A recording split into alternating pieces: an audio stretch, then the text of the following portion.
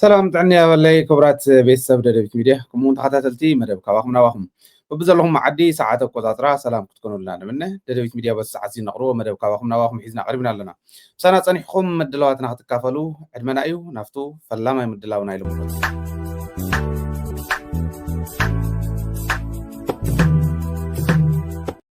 انتو عبر وزلهم عبي سبر إلي زغرو أنا تግራይ ምስ ኤርትራ ዘለውን ረኽቢ ክጠናኸር እንተኮይኑ ኤርትራ ፕራክቲካል ዝኾነ ስጉምትታት ወይ ከዓ ተግባራዊ ብዝኾነ ብዓይንና ብንሪኦ ክጅምር ክትክእል ኣለዋ እቲ ናይ ሰላም ዘተ እቲ ናይ ሰላም ዋዕላ ክጅመር እንተኮይኑ እቲ ፅምዶ ዝብል ኣብ መሬት ክወርድ እንድሕር ኮይኑ ናይ ተግባር ስራሕቲ የድልዩ እዮም ዝብል እምነት ነይሩና ሕዚ እውን ነዚ ዘጠናኽር እዩ እቲ ሕዚ ዘለና መረዳእታ ኤርትራ እሱራት ኢላ እተሓስቦም ኣነ ተጨወዩ ዝብሎም ናብ ከባቢ 78 ዝኾኑ ሰዲዳ ኣላ እዚኦም ዕለት 8 ዕለት 9 ተሰደዱ እዮም ይቅርታ ዕለት ኣብዚ 9 እዩ ዘሎ ግን ትማልን ብቅድሚ ትማልን ተሰደዱ ማለት እዩ እዚኡ ክነስተኻኽሎ ኢና ትማልን ብቅድሚ ትማልን እዚ ተሰደዱ እየ ዝዛረብ ዘለኹ ማለት እዩ ስለዚ ዕለት 9 8 ዝበልክዎ ዕለት 7 8 ኢልና ምንሓዞ ዕለት 7 8 ትማልን ብቅድሚ ትማልን 78 ዝኾኑ እሱራት ከም ሰደደት እሱራት ትብሎም ንሳ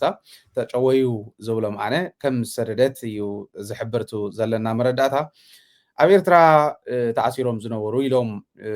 እዮም ዝገልፅዎም ንሶም ከምቲ ቅድም ኢለ ዝበልክዎ بعلت شو حتى شو منتن استسردوا أب إيرترا كاب تجري تجاويهم توصيلهم زنوري لنا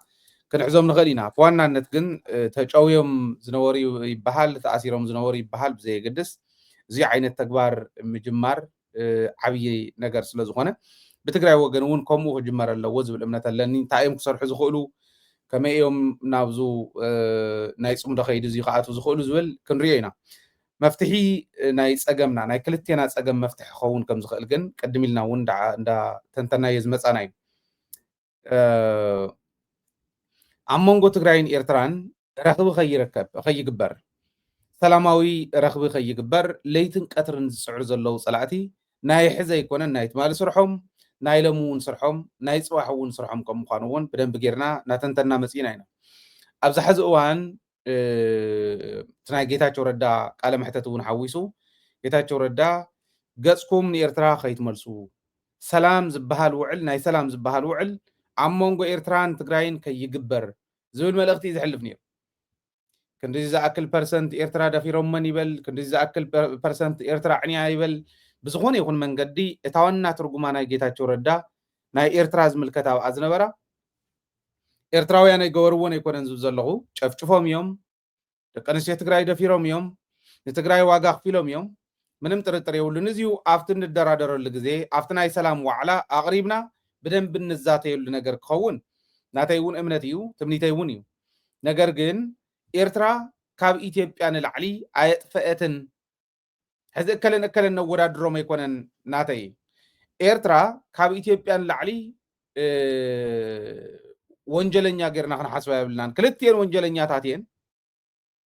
جن إيرترا كاب إثيوبيا العلي تكون يدخلن مغنياتو نيرترا ونسوعيتا إثيوبيا سلزخونة نيرتراون قوتي تازوتا إثيوبيا سلزخونت بزبل كنردو نخلينا 100% انت زخون إيرترا فاتو دكان سيت تግራይ تدفرا 100% بإيرتراويان تزخون ون حتاتيتو قداماي تحتاتيتو إثيوبيا تكون زلوا إذا تግራይ بليعة دم تግራይ متيتا كتنبر تدل هاجر بخمزين دحر زي ترجمنا تحقي نهزبنا بخمزين دحر زي ردينا يو صقم ያው ናህና ይዝኸውን ማለት ስለዚ ማንንም ይፈጽሞ ማንንም እታጎቲ ታዝእተው ተሃገር ተሐታቲት ያ ቀዳማይ ተሐታቲት ያ ድሕሪዩ የንተን ካልኦት ንምንታይ ኣተኽን ንምንታይ ጨፍጨፍክን ተባሂለን ኣብ ጀኖሳይድ ትግራይ ዝነበረን ብጽሒት ዝኣክል كحسا خحسا حتى تخونا خنقبر زلنا مالي سلازي عمونغو إرتران تقراين سلام كي يفتر ذاتا خي يقبرقن كونا يلوم قدم حزون دا سرحو لمصيام يوم بقدمو تقراين إرتران بكلتا نخمكلا تقراي تقرين يزبهال زنورة عاب كلتا نخمكال زقورلو كيدي مرأي كاليو تمغنياتهم تقراين إرتران حاويرون دحر كوينو كوم تنساتمو نبستفل على مدرخات زبلوغو تقراين إرتران تزحبرو نحنا انتاي كنكون نيرنا دليتنا شرحنا تنقلنا ان تقبرلو مريتي منبرن مالتو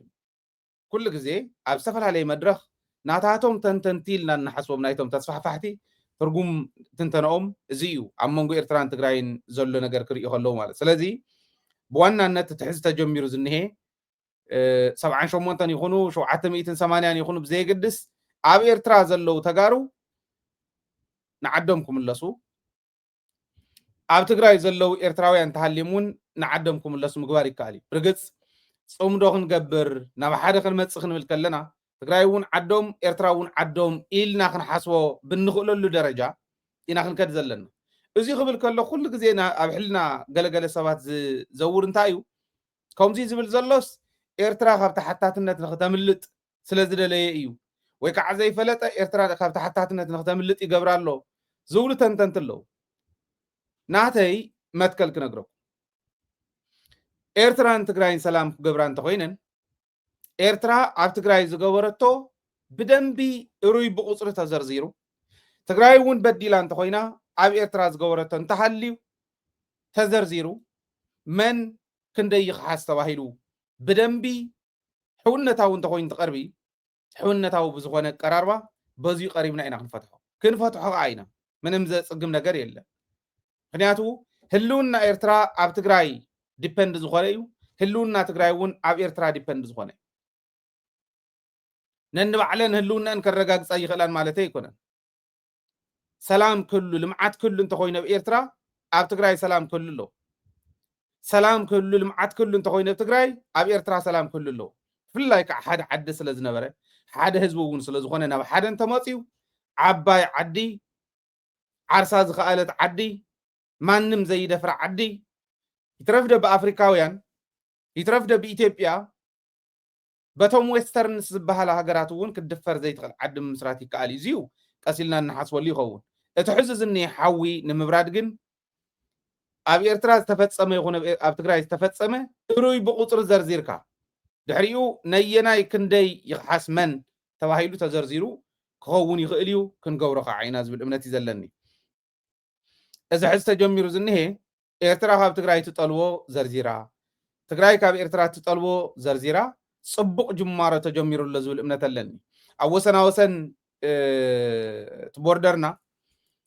ሰባት ይጭወዩ ነይሮም እዮም እንስሳት ይጭወያ ነይረን እየን መሬት እናተሓደገ ተሓሪስ ዝኸረመሉ እውን ነይሩ እዩ እዚኦም ኩሎም ክእለዩ ናይ መጀመርያ ስቴፕ ኢልና ክንወስዶ ኣለና ኤርትራ ዘሎ ዝሳቀ ዘሎ ትግራዋይ ንዓዲ ይምለስ ብሰላም ኣብ ትግራይ ከምኡ እንተሃልዩ ንዓዲ ይምለስ ብሰላም ናይ መጀመርያ ስቴፕ ናዚ እዩ ድሕሪኡ እቲ ከባእሰና ዝኽእል ቦርደር እንተሃሊናይ ብሓቂ ዋላ ፀኒሕና ኮንፌደሬት ጌርና እንተተሓወስና ዋላ ሓንቲ ሃገር ንኹን ወይ ነንባዕልና እንደጋገፍ ሃገራት ንኹን ብዘየገድስ ኣብ መንጎና ዘሎ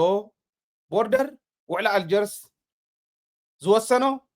ኣብ መሬት ወሪድና እከለ ብሓይሉ ክሕዞ እከለ ብሓይሉ ክሕዞ ኣይኮነን ሎሚ ተዛርያ ምስ ኢትዮጵያ ስለ ዝኣተወት ኤርትራ ስለ ዝሓዘቶ ፅባሕ ንግሆ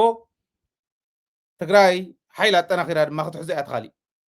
ከምኡ ካብ ዝኸውን ኩልና ንወርድ ሰብ ሞያታትና ይወርዱ ሚድያታትና ይወርዳ ሰነድ ይስነድ መንግስታት ናይ ክልቲአን ዓድታት ዝፈረምሉ ህዝብታት ናይ ክልቲኦም ዓድታት ዝፈልጥዎ ዓለም ብዝፈለጦ ሕውነታዊ ብዝኾነ መንገዲ ከምዚ ገርና ክንኣልዮ ንኽእል ኢና ይከኣል እዩ ድሕሪኡ ኸ ድሕሪኡ እዚኦም ቀልጢፍካ ክግበሩ ዝኽእሉ እዮም ምንም ዕንቅፋት እውን የብሎምን ክዕንቅፍ ዝኽእል ነገር እውን የብሎምን ድሕሪኡ ግን ትግራይ ናፅነታ ክተውሕስ ኣብ እትኸደሉ ጉዕዞ ኤርትራ እንተኾነ ደጋፊት ተዘይኮነ ግን ብድሕሪት ኮይና ዘይትወግእ ብድሕሪት ኮይና ዘይትሽርሕ ዓዲ ትኸውን ኤርትራ ንክትህሉ ትግራይ ክትህሉ ኣለዋ ፈተኹም ፀላኹ ስለዚ እዝዩ ምዃኑ ተረዲና ኣብ ሓፂር እዋን እዚ ጌርና ናጽነትና ነረጋግጸሉ ንሕና እውን ከምታ ዝደገፍናዮም ከምታ ናጽነቶም ከረጋግጹ ብዓሰርተ ጻብዕትና ዝፈረምናሎም ህዝብና እውን ኮስኩሱ ዝዕወዮም መናእሰይ መላምል መናእሰይ ሰዲዱ ናጽነቶም ኣብ ዘረጋግጽሉ እዋን ናጽነት ኤርትራ ቁልቁል ኣፉ ክድፋእ ኣብ ዝኸደሉ ደርጊ ክልተ ግዜ ኣሽሓት ደቁ ሰዲዱ ህዝቢ ትግራይ መቃብሮም ኣብ ኤርትራ ዝርከብ እስካዕ ሕዚ ኣብኡ ዝተቐበሩ ጀጋኑ ተጋደልቲ ትግራይ ነይሮም እዮም። ስለዚ እቲ ታሪክ ናይ ሓባርና እቲ ናጽነት ዝመጽእ ዘሎ ናይ ኤርትራ እውን መዓልቲ ናጽነት ናጽነቶም ንኽረኽቡ ኣብቲ ዓውዲ ኩናት እውን ከምኡ ኣብቲ ፖለቲካዊ ውሳነ ዘድልየሉ እውን ከምኡ ህዝቢ ትግራይ ዋጋ ከፊሉ ናጽነት ኤርትራ ረጋጊጽ እዩ። ናጽነታ ክትረጋግጽ እትደሊ ትግራይ ኤርትራ ዕንቅፋት ክትኮን ኣይግባእን እንተኾነ ደጋፊት እያ ክትኮን ዝግባኣ ዝብል እምነት ኣለኒ። ከም ዝገብርዎ ይጠራጠርን እስካዕ ሕዚ ዘለና ረኽቢ እዚ ስለ ዝኾነ ንሕና ካብ ምዕራብ ትግራይ ካብ ሰሜን ምዕራብ ካብ ደቡብ ትግራይ እቲ ናይ ሰሜን ድሕሪ ፈቲሕናዮ ብኸምዚ እቶም ሕዚ ዝቆፀርክዎም ተመዛበልቲ ወገናትና ኣብ ስቃይ ዝርከቡ ከም ምዃኖም ኤርትራውያን እውን ይፈልጡ እዮም። ባዕሎም ኣትዮም እውን ዝሓንፈሽዎ ስለ ዝኾነ ለዚ ምዕራብ ትግራይ መሊስና ክንሕዝ ሰሜን ምዕራብ መሊስና ክንሕዝ ደቡብ እውን ከምኡ ኣብ እንምኩረሉ እንተኾነ ክድግፉ ተዘይኮነ ግን ብድሕሪት ኮይኖም ዘይነኽኡና ሰባት ክኾኑ በዚ ኣጋጣሚ መልእኽተይ ክሕልፍ ይደሊ። ነቲ ተጀሚሩ ዘሎ ግን ፅቡቕ ጅማሮ እዩ። እዚ ኢቱ ናይ ተግባር ጅማሮ ማለት ንሕና ምስ ኤርትራውያን ከይንራኸብ ሽዋ ኮይኖም ዝሽርሑ ዘለው ባንዳታት እውን ከም ክንቲት ይፈኽሱ ትርጉም ዘይብሎም ምዃኖም ብተግባር የረጋግፁ ይሕስቡ ናይ ፀላኢ መሳርሒ ይኾኑ እምበር ለውጢ ከምፁ ዘይኽእሉ ምዃኖም ብተግባር ምርግጋፅ ይከኣል እዩ። ድሕሪ ከምዚ ዓይነት ናይ ተግባር ስራሕቲ ጀሚርና ማለት እዩ። ጌታቸው ረዳ ኣዲስ ኣበባ ትኽክል እዩ እንችፍንችፉ ይብልዎ እዮም የቀባጠሩሉ እዮም። ኣብ ዝኾነ መርዓ ናይ ወዲ ወርቅነህ ገበየሁ ኣብ ሸራተን ነይሩ ኢሎሞ ኣብ ሸራተን ዝተገበረ መርዓ ጌታቸው ከኣቲ ከሎ ተሲኢኻ ከፍ በቃ ትኽብሪ ናይ ኦህዴድ ትግራይ ዘፍርስ ዘሎ ኦህዴድ እዩ ኦህዴድ ብልፅግና ናይ ኦሮሚያ ብልፅግና ኢልና እንዲና ንሓስብ ተሲኦም ከኽብሩ እቲ ክገብሩ ዘምፁት ናቱ ዝኾነ ከዓ ተን ዝግልበጣ ክግልብጡ እዚኣተን እናገበሩ እዮም ውዒሎም ሓዲሮም ካሊእ እውን ክገብሩሉ እዮም ኣብታ ዝሓድረላ ሆቴል ምንም ጥርጥር የብሉን ዝገብሩሉ እውን ንፈልጦ ኢና። እዚ ኩሉ ሓይኾም መቐረቱ እስካዕ ዝውድእዎ እምበር ፅዋሕ ንጎ ክንቲት ኢሎም ፎኩስ ሓሳዊ ኢሎም ንሓሳዊ ሓሳዊ ኢኻ ትብሎ እዚ ኢሎም ከባርርዎ ከም ዝኽእሉ ኣይጠራጠርን። እዚ እቲ ፅዋሕ ንጎ ክንሪኦ እንኽእሎ ነገር ግን ንሕና ክንገብሮ ንኽእል ጌርና ክንከፍሎ ንኽእል መስዋዕትነት ከፊልና ናፅነት ዓድና እንተረጋጊፅና ነፃ ሃገረ ትግራይ እንተውሒስና እቶም ተመዛበልትና ንሓምሻይ ክረምቲ እንደገና ኣብ ጀቕጀቕ ክኸርሙ እንተዘይጌርናዮም ኣብዚ ክረምቲ እዚዩ ዓዶም ከይዶም ኣፍታ መረበቶም ከይዶም ኣፍታ ገዝኦም ከይዶም ካብታ ተፈናቀሉና ናብኣ ተመሊሶም ምዕራብ ትግራይ ዝነበረ እውን ምዕራብ ትግራይ ከልምዕ ሰሜን ምዕራብ ተወሰነ ክፋል ዝነበረ እውን ሰሜን ምዕራብ ከልምዕ እዚ ጌርና ዓድና ነፃ ሃገረ ትግራይ ንምስርተሉ ከይዲ ክንፋጥን ናይ ግድን እዩ ማለት እዩ። እዚ ኢና ክንገብር ስለዚ ተጀሚሩ ዘሎ ከድንቕ ስለ ዝደለኹ እዩ በቲ ሓደ ወገን ማለት እዩ። ካሊእ ዜናና ናይ ሰላምን ፀጥታን ቢሮ ዘውፆ መግለፂ እዩ። ሰላምን ፀጥታን ናይ ትግራይ ዘውፆ መግለፂ ናይ ብሓቂ ዝሕጉስ ነቶም ባንዳታት ነቶም ከዳዓት እውን ዋጋ ዋግኦም ዝህብ ከመይ ከም ዝነበረ ጌታቸው ረዳ ኣብ ትግራይ ትዕግስቲ ናይ ትግራይ ክንደየናይ ዝኣክል ከም ዝነበረ ትዕግስቲ ናይ መሪሕነት ትግራይ ክንደየናይ ዝኣክል ከም ዝነበረ ብዝገልፅ መንገዲ እዮም ኣቕሪቦም። ጌታቸው ረዳ ኣብ ትግራይ ኮይኑ ትግራይ በዲሉ ክባር ዋጋ ክፊሉ ፀላእቲ ዘኽፈልዋ ከይኣክል ኣሚና ዝሃበቶ ስልጣን ተጠቂሙ ረብሓ ትግራይ ታሪክ ትግራይ ኣበላሽው ሕዚ እውን ምስ ፀላእቲ ኮይኑ ናብ ሓሶትን ፕሮፓጋንዳን ምእታው ቢሮ ሰላምን ፀጥታን ግቡእ መልሲ እዮም ሂቦሞ። ሰራዊት ትግራይ ከምዚ ዓይነት ግቡእ መልሲ ኣብታ ትክክለኛ ግዜ ምቕራብ እንተኽኢሎም ሰላምን ፀጥታን ቢሮ ሰላምን ፀጥታን ከምዚ ዓይነት መልሲ ምቕራብ እንተኽኢሉ እናተፈርሕና ኢና ንኸይድ ትክክለኛ መንነትና እንዳወፀ እዩ ዝኸይድ ኣብ ልዕልና ዝዕንድሩ ባንዳታት እውን ክዕንድሩ ይኽእሉን ማለት እዩ መግለፂ ከስማዓኩም እየ ኣብ ደደቢት ሚድያ ኣብ ቻናልና እውን ኣለኩም እዩ እዚዩ ግን ምስ ሓዊስና ብደንብ ምእንታን ክንሪኦ ቢሮ ሰላምን ፀጥታን እንታይ ኢሉ ዘሎ ክልል ትግራይ ዝተዋህቦ እዋናዊ መግለፂ ኣብ ትግራይ ዝካየድ ዝነበረ ናይ ፅንተት ኩናት ብዘላቐ ተኽሲ ጠጠው ምባል ብስምምዕነት ፕሪቶርያ ምስ ተቋረፀ ድምፂ ጥይት ጠፊኡ ተነፃፃሪ ሰላም ሰፊኑ መንግስታዊ ግልጋሎት ስርሖም ምስ ጀመሩ ህዝብን ሰራዊትን ትግራይ ንሰላም ዝነበሮም ባህጊ ብተግባር ብምግላፅ ንተግባራዊነቱ ስምምዕነት ፕሪቶርያ ክረባረቡ ፀኒሖም እዮም ይኹን እምበር እቲ ሓደ ብገርሁ እቲ ሓደ ብጉርሑ ከም ዝበሃል ኣይተ ጌታቸው ረዳ ነቲ ደጊም ሰላም ኮይኑ እዩ ዳግሚ ሕውየት ትግራይ ክረጋገፅ እዩ ናብራና እውን ብልክዕ ክመሓየሽ ኢሉ ዓብይ ተስፋ ገይሩ ዝነበረ ሓይሊ ፀጥታና ተስፍኡ ንምምካን ናብራት ሰራዊት ክበላሸው ክጠሚ ክዓርቕ ብምግባር ዋላ ከምቲ ዝሓሰቡ ኣይሳኽዕሉ ሰራዊት ኣብ ዓዱን መራሕትን ተስፋ ቆሪፁ ክበታተን ስልጣኑ ዝፈቀደሉ ኩሉ ክገብር ፀኒሑ እዩ እዚ ጥራሕ ኣይኮነን ነገራት ንዘይ ብምጓሃር ኢልና ብስቕታ ሓሊፍናዮ እምበር ምስ ናይ ደገ ሓይልታት እንዳተናበበ ኣብ ልዕሊ ትካልናን ኣዘዝ ሰራዊትናን ማለያ ዘይብሎም ፀለመን ሓሶትን ብምውዛዕ ካብ ዝጅምር ነዊሕ ግዜ ገይሩ እዩ ነዚ እኹል መረጋግፂ ክኾነና ዝኽእል ነቲ መንግስታዊ ኣሰራርሓ ከይተኸተለ ክእረን ክሸየጥን ዝኣዘዞ ስምብራት ኩናት ትግራይ ምዃኖም ዝገልፁ ኣብ ዝተፈላለዩ ዓውደ ውግእ ትግራይ ዝተቃፀሉ ናይ ውግእ መሳርሒ በገዛ ፈቃዱ ስርዓት ብዘይተኸተለ መንገዲ ክላዓሉን ክስረቑን ኣዘይዙ ከበቅዕ ጀነራል ትግራይ ከም ዝሰረቕዎን ከም ዘጥፍዎን ገይሩ ሓድነት ሰራዊትናን ህዝብናን ንምብታን ዓሊሙ ዝተፈላለዩ ሚድያታት ተጠቂሙ ሰፊሕ ናይ ሓፂነ መፂን ፖለቲካ ዘርጊሑ ከፀልም ከም ዝፀንሐ ንማንም ትግራዋይ ግልፂ እዩ ቀፂሉ እውን ኣመራርሓ ሰራዊትን ኣባላትን ክቐትሉን ትልሚ ሒዞም ነይሮም ንስክላ ወፂ ካብ ሞት ተምሊጠ ብዝብል ናይ ምህዞን ፀለመን ፖለቲካ ብናይ ማእኸል ሃገር ሚድያታትን ካልኦትን እንዳተዓጀበ ነዊሕ ናይ ሓሶት ርሕቐት ክኸድ ፀኒሑ እዩ እንተኾነ ግን እቲ ሓቂ መጀመርያ ባዕሉ ብስራሕ ምክንያት ናብ ኣዲስ ኣበባ እንትብገስ ሓለዋ ኣብ ኬላ ደው ኣቢሎምና ነይሮም መስትያት ኣውሪደ ጌታቸው የለ ምስ ነገርኩም ግን ብሰላም ሓሊፍና ክብል ገሊፅዎ ነይሩ እዩ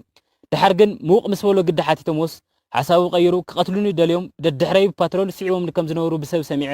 ነቲ ኬላ ከፊቱ ዘሕለፈን ተጋዳላይ እውን ኣሲሮም ክውገድ ዝግብኦ ሰብ ኣምሊጥና ኢሎም ዓበይቲ ሰባት ብሕርቃን ብስልኪ ክዛረቡ ተሰሚዖም ወዘተ ብዝብሉ መስደመም ናይ ፈጠራ ሓሰቶት ክንስንስ ሰሚዕና እዮም ንሕና ተጋሩ ከም ተቃለስቲ ኣብ ታሪክና ኣሸንባይዶ ኣብ ቃልሲ ህዝቢ ትግራይ ይብዛሕ ይውሓድ ተሳትፎ ዝነበረ ሰብ ክንቀትል ኣይኮነን ነቶም ህዝብናን ዓድናን ንኸብርሱ ፊት ነፊት ዝዋግና ዝነበሩ ወታደራት ፀላእ እኳስ ማሪኽና እኽልን ማይን ይህብና ኣምሂርናን ምዒድናን ናብ ክብርን ማዕርግን ነብቅዕ ተጋደልቲ ምዃንና መላእ ናይ ኢትዮጵያ ህዝቢ ምስክርና እዩ ኣይተ ጌታቸው ረዳ ክሳብታ ኣስተላልፉ ቀይሩ ናብ ብልፅግና ዝኸደላ መዓልቲ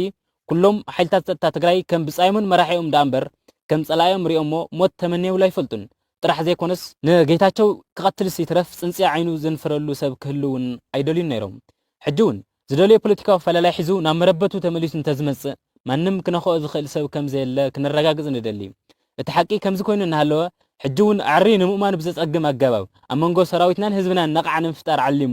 ፍጹም ብትካልናን ኣሰራርሓን ተገምጊሞም ዘይፈልጡ ብዛዕባ ወርቅን ገንዘብን ካልኦት ናይ ግዕዝና ተግባራትን ነቶም ኣዘዝቲ ፀጥታ ሓይልታት ኮኖ ኢሉ ብምልጣፍ ኣብ ልዕሊ ትካልናን ኣመራርሓናን ማለያ ዘይብሉ ሓሶት ይቕፅል ኣሎ እቲ ሓደ ፅቡቕ ነገሩ ግን እቲ ክሳብ ሕጂ ንዓና መሲሉ ካባ ተጋደልቲ ለቢሱ ከደናግረና ዝፀንሐት እዩ እቲ ብጣዕሚ ኣፀጋሚ ግዜ ሓሊፉ እምበር ሕጂ ግን ኣሰላልፉ ፍሉጥ ተልእኾን ናይ መወዳእታ ዕላሙ እንታይ ከም ዝኾነ ንህዝቢ ትግራይን ሰራዊትን ግልፂ ኣብ ዝኾነሉ ግዜ ብዙሕ ዘጨነቐና ነገር የለን እቲ ሕጂ ዝገብሮ ዘሎ ዓዘፍዘፍ ኣብ ሸወምትን ለኣኽቱን ብሉፅ ተኣማንነትን ተኣዛዛይነትን ብምርግጋፅ ፃምእ ሕሽክርናን ህረፍ ስልጣኑን ካብ ምርግጋፅ ወፃእ ኣብ ህዝቢ ትግራይ ዘምፅኦ ፋይዳ የለን ኢልና ኢና ንኣምን እኳ ዳስ ሓሳቡን ቆርቦትን እንዳሓደረ ይፎኩስ ከም ዝበሃል ነዚ ኣፀያፍ ሓሳብን ተግባርን ዝዕዘቦን ዝፅየፎን ትግራዋይ ዳ እምበር ዝስዕቦን በዚ ቅሉዕ ናይ ፈጠራ ፕሮፓጋንዳ ዝታለልን ትግራዋይ ከም ዘየለ ቁርፁ ክፈልጥ ኣለዎ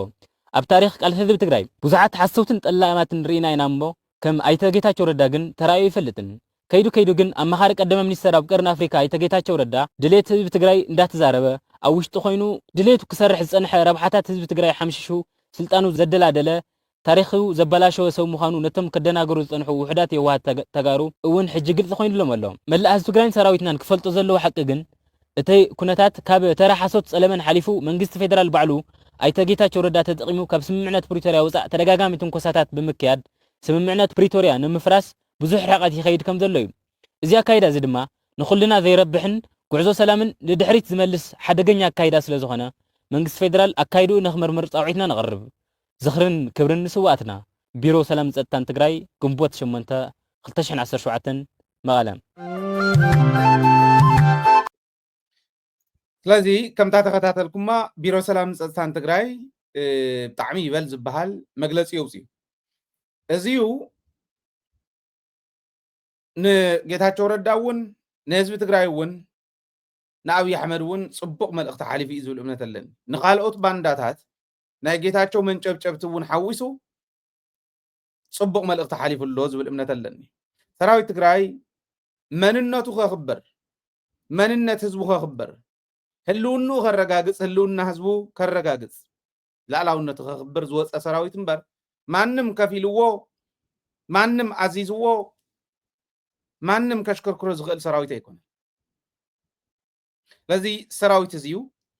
ዓብይ ትዕግስቲ ከም ዝገበረ ንሕና እውን እንዳሓበርናኩም መፂና ኢና ትዕግስቲ ሰራዊት ትግራይ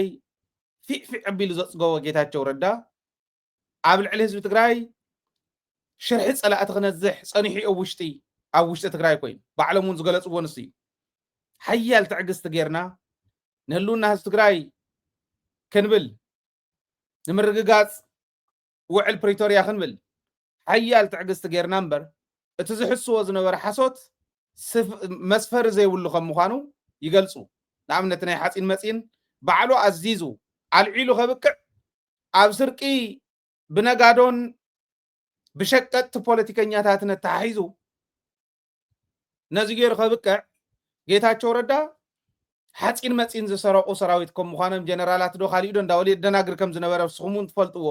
ኣብቲ ናይ ሰራዊት መግለፂ እውን ዝወፀ ኣብቲ ናይ ሰላም ፀጥታን መግለፂ ማለት እዩ ናይ ሓፂን መፂን ብደንብ ጌርና እነስታውሶ ሕጊ ኣልባ ኣካይዳ ተኸይዱ እዩ መኒ ፈቐድቲ ጌርኩም እከለየ ልዕሎ ኢልኩም ብዘይ ተሓታትነት ብዘይብሉ መንገዲ ሕግን ስርዓትን ብዘይተኸተለ መንገዲ ንምንታይ ትኸዱ ኢሉ ዝሓተተ ኣማኒኤል ኣሰፋ ናይቲ ኮሚቴ ናይቲ መፃረይ ኮሚቴ እውን መራሒ ገይሮም ኣቕሚጦሞ ዝነበሩ ኣማኒኤል ኣሰፋ ብሲንግል ወረቐት የባሊርዎ ነይሩ ከም ትፈልጥዎ ናይ ሓፂን መፂን ጉዳይ ክፃረ ስርቂ እንተሃልዩ እውን ክፃረ ዝነበሮም ድሌት ቶም ሕዚ ዝኔው መሪሕነት ዝነበሮም ድሌት ላዕሊ ከም ዝነበረ ተስታውስ እዮም ኩልና ነስታውሶ እዩ እዚ ቪድዮ እዚ ግን ናብ ስርቂ ዘእቲ ስርዓት ግን ባዕልና ኢና ንቐርፅ ንኣብነት ሓፂን መፂን ብተደጋጋሚ ኢና ተዛርብኩ መፅእ ፕረዘንት ክገብር ክጅምር ተሎ ኣንቶ ክንፈ ንመስፍን ፍቃድ ኢሉ እዩ ጀሚሩ ናይ መንግስቲ ሃፍቲ ዝምልከት ብፍቃድ ይወሃብ ድዩ ኣብ ሕድሕድ ቢሮ ተጠቂምና እንወግዶ ንብረት ብምንታይ ዓይነት መስርሕ እዩ ዝውገድ ብምንታይ ዓይነት መስርሕ ይውገድ ኣብ ትግራይ ዝወደቁ ብቢልዮናት if not in trillions ሓፂን ብሌጣ ደብዳቤን መስፍን ተዋሂቡ ኢንቨንተሪ ይብሉ እውን ዘሎ ግን ናብ ስርቂ ዘእቲ ስርዓት ግን ባዕልና ኢና ንቐርፅ ንኣብነት ሓፂን መፂን ብተደጋጋሚ ኢና ተዛርብኩ መፅእ ፕረዘንት ክገብር ክጅምር ተሎ ኣንቶ ክንፈ ንመስፍን ፍቃድ ኢሉ እዩ ጀሚሩ ናይ መንግስቲ ሃፍቲ ዝምልከት ብፍቃድ ይወሃብ ድዩ ኣብ ሕድሕድ ቢሮ ተጠቂምና እንወግዶ ንብረት ብምንታይ ዓይነት መስርሕ እዩ ዝውገድ ብምንታይ ዓይነት መስርሕ ይውገድ ኣብ ትግራይ ዝወደቁ ብቢልዮናት if not in trillions ሓፂን ብሌጣ ደብዳቤን መስፍን ተዋሂቡ ኢንቨንተሪ ይብሉ ውዕሊ የብሉ ቢሮ ፋይናንስ ኣይፈልጦ ንሶም ከዓ በቲ ዝመፀሎም ወረቐት ኣውትሶርስ ገይሮም መንግስቲ ሃፍቲ ዘመሓድር ብሕግን ሕግን ጥራሕ እዩ ኣድሚኒስትሬቲቭ ኮንትራክት ዝበሃል ኣሎ ውዕሊ ኢኻ ተኣስር 5 ሳንቲም እውን ተኾነት ግን ካብኡ ወፃእ ኢደወናናዊ ኣካይዳታት ተፈጢሮም ስለ ዘለው ኣብ ሕድሕድ ቦታ ከዓ መነለኒ ዝብል ሰብ ይፍጠር ኣሎ ማለት እዩ ስለዚ ኣነ ንኩሉ ዝዕርዮ ናብ ሕጊ ምምላስ እዩ ማለት ናብ ፖለቲካዊ ሕማቕ ስለ ዘሎ ፖለቲካሊ ክፍታሕ ኣለዎ ትክክል እዩ ግን ፖለቲካ እውን ፖለቲካ ዘምስሎ ሕጊ እዩ ሕጊ ከዓ ናይ ሕጊ ኢንስቲቱሽንስ ንባዕሎም እውን ንፁሃት ዝኾኑ ሕጊ ኢንስቲቱሽንስ ክንሃንፅ ክንፈጥር ተኽኢልና እዩ ትካላት ፍትሒ ንባዕሎም ነፃት ኮይኖም ናይ ፀጥታ ማሕበርና ከምኡ ናይ ቤት ፍርዲ ማሕበርና ከምኡ ነፃ ኮይኖም ንባዕሎም እውን ነፃ ማለትስ ኩሉ ነገር ምግባር ማለት ኣይኮነን ነፃነትን ተሓታትነትን ማዕረ ሚዛን ዝሓዘ ኣሰራርሓታት ተኸቲልና ክንሰርሕ ተኽኢልና ሕጊ ክትግበር ተኽኢሉ ሕጊ ኣብ ዝዓረፈ ይዕረፍ ኩሎም ምፅራያት ይጅመሩ ጨው ተጀሚሩ دوكيمنتات الله أبي تطويلو نداري كيدو دويلو كل نجار كيدو أو زخانة بطا دوي يزبل نمتى كم زخانة أيفلتن دوي يزبل مالك سلازي نعرف حجي نعرف سرعة تزيئاتنا زموزين هو زرائي زلو ملكتات كلهم وسيدم نعطفات يوم كأتونا سلازي نعم أنا ملاسي أنا تاريخي ساعات حسابي مجمرة موجسي حساب ممسي مسفن إندستريال إنجينيرينج أو جنبت مودة تخبابي حتى قريبهم كمزي كن إكب زبل أورد حتى مسقروا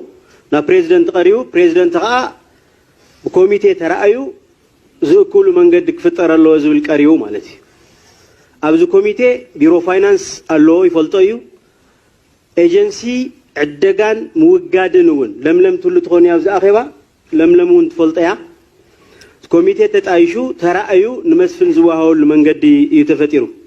نمسفن كواهو تولو كبيو تواهيو ومبر تقليلو كم شرطة زوصو دا نغر يكونن أكيو أمود داتا نا بزحوون ديمان زغور نغادو سلزنورو نام أتوم كقرب بزبل نغريو أورد نمسفن تواهيو نيرو أبزي سرح زينا سرحنا هلوا كم تزبهال زنورة بركز زوال حتى تطلعيلهم زويو زبل موقسيو زي مخانو مرداء يدلي أزازغا بريزيدنت غا قدمي لكو نيرو كو إزغونة تاتزي بايزاوي قزياو من محدار أبشيتي كبر زلو زل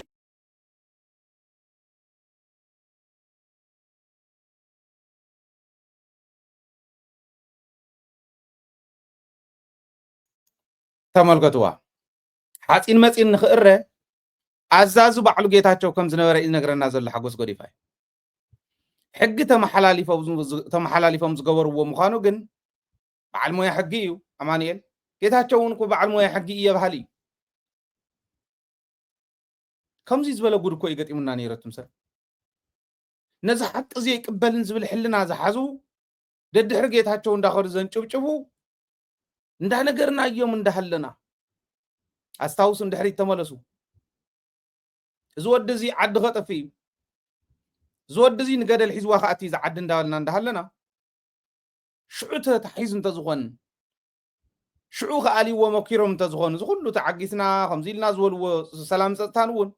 شعو التحد نيرو تتعقس تصبغي سلام دخوني يمتص ناو لب دخوني ملسي لم يمتعقسمو حساون قربة اند حدري فوكس كم زولو وغن فوكس سلازغنه كما يخون كم زل الحزب تري والله إذا كله وانجل سرح سبعي سرقتي توم نهزوم زق على سخوينهم نصو بقى ينسهل لخويلو تنسيه زود سبعي سريق أو كوي بلنا نسكع حز بعلي بتأزازي وعقيتها شو بناي وعلو تأزاز زي بدلو بدل اللي توم بمسوعتنا تدق حزبي زق أصلنا يوم حسين مسين عزازي بريزيدانتي نيروهم زول حقوس قريفاي بعلى عزيزو بناي حدث بتأزاز سرق لن بحر دارنا دي سابان عليه مسفن دي تيورا مسفن دي بحر دارنا دي سابان اتيو مسفن انت خوينا مون زي حتاتون من تاي كندينا إذا أكل وانجل كم سرح رأيو بناتو تأزاز بناي قلو تأزاز اتوم زجفنا اتوم زدفرنا اتوم زدفرون نديتاتنا نحاتنا تريلون بليتي حزب انتي رأيهم አዲስ አበባ ማአትዮም ሕዚ ናይ ኮር ኣዘዝቲ ናይ ግዛዕ ኣዘዝቲ ኮይኖም ናይ ጨፍጫፍ ልምዶም ነቶም ሓደሽቲ ምልምላት ክሕልፉ እንደገና ንትግራይ ዝምጻእ ዘሎ ሕዚ ብደንብ ተለማሚዶም ክመጹ በቶም ዕርም ዝተለማመዱ እዚ ኮይ ገይር ጌታቸው ዘይገበሮ ነውሪ የለን ዘይገበሮ ነውሪ የለን ከም ዝበለ ነውራም ሰብ ግን እትሕዝዝ ዕዝፎ ዘሎ ከም ዝበልዎ ኣብ ልዕሊ ትግራይ ዘለዎ ጽልኢት ትግራይ ናይ ምፍራስ ተልእኹኡ ዘይመልኦ ስለ ዝኸደ መሊኡ ስለ ዘይጽደፋ ስለ ዘይፍረሳ ነቶም ትግራይ ክሕልው ዝኽእሉ ናይ ፖለቲካ ይኹን ናይ ሰራዊት መራሕቲ ታርጌት ዝገበረ ርኢኹሞ ህወሓት ከፍርስ ሰራዊት ከፍርስ ምሻዕብያ እውን ሰላም ከይትፈጥሩ ብድሕሪኹም ዝቅጥቅጠኩም ጸላእያ ሃለኹም ብቅድሚኹም ከዓ ንሕና ክንቅጥቅጠኩም ኢና ምስቶም ለኣኽትና ኮይንና ኢሉ ዝገብሮ ዝነበረ ትርእይዎ ነርኩም ማለት እዚኣ እያ ትኾን ዘላ ህዝቢ ትግራይ ይፈልጦ እዩ أنتم قالوا وحدات استتاللكم جن حق زي أمخانا ترديكم زي تخلوا المخنيات أنا جرمني حدا جنرالات 9 كيلومتر رحيقهم زمرحوهم زنورو كينات كبيدوهم وقو كبيدوهم نزحدمو بدحري ترشن نيرم زولهم كما يسرحوهم زنورو طفينا ديو نجيتاچو برغص اب محبراو ميديا صبو غيركم نغيركم يخم ام مينستريم ميديا تاتو نسرح زلنا نسيو كومزي زبل حساوي نتግራይ كوكل يخلن تግራዋይ يخبلون يخلن تግራዋይነቱ ነፍጎይና ማለት አይኮነ حساو تግራዋይ ፈሽኳል تግራዋይ ባንዳ تግራዋይ ግን እዩ ጌታቸው ዚዮሚዮም ቶምቶማሊ 9 كيلومتر يرحقهم يوم زمرحن يرم تبهل آتيوم برين العلم كلاشن حزم برين حزم أما أخل عودو خينات كوينهم زتقصو نعو خلحنو استسوؤون تيترف خيدو خمتو وديفايت طلعون زور سكراي وازيا شاوز نورنا ليتم كتر دارغاي ندقسو لغزي انا بزح يستاوس هاد غزي 4 ساعات بزي مدقاس نصنع ما من مغناني ولنا لاش كاون لعلون كون يخلي دقاس يلن ليتن قطر حيلك تودبل لك تخسخت معرار لك ستاف كت معرار لك نحيل السلالفات معرار لك بوتاخ تمرص لك انا صلا هنا تغمر لك انا وغن عقمي انتاينا هنقبر نخيل كتبر لك مسكالوت كنبارات تتاساسر لك እና دقاس يلن ግን ምንም ማለት ይኮናል ገጢሙና ለጥሆና አታፍጥሆና ሃትንሱን ወጽን ከለለና ንዕቁና ሻውዝ ነበርና ወታደራዊ መራሕቲ ንግልና ሃብ ዘሎ ትርጉም ይገለገሊ ማ ንግልኻውን እንተ ተስዋስ ምዕራፍውን ትውላ ከምኡ ንብል ነርና ምዕራፍውን ኮን ይሄድ ግን ህዝብ እንዲሁ ዝነበረ እዩ ዘሎ እዩ ዝቕፅል እዩ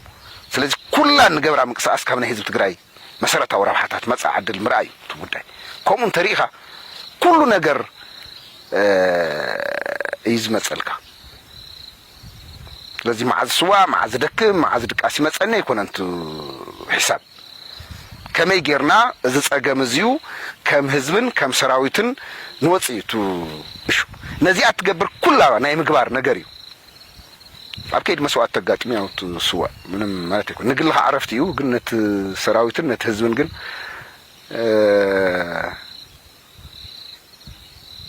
عبين اسف ولا خمانا زولو خالوت وتدراون بوليتيكاون مرحت تقال سقصلو انت هونو ግን ናይ ባልኻ ተራ ከይተጻወትካ ትቀርሃለሃ ግን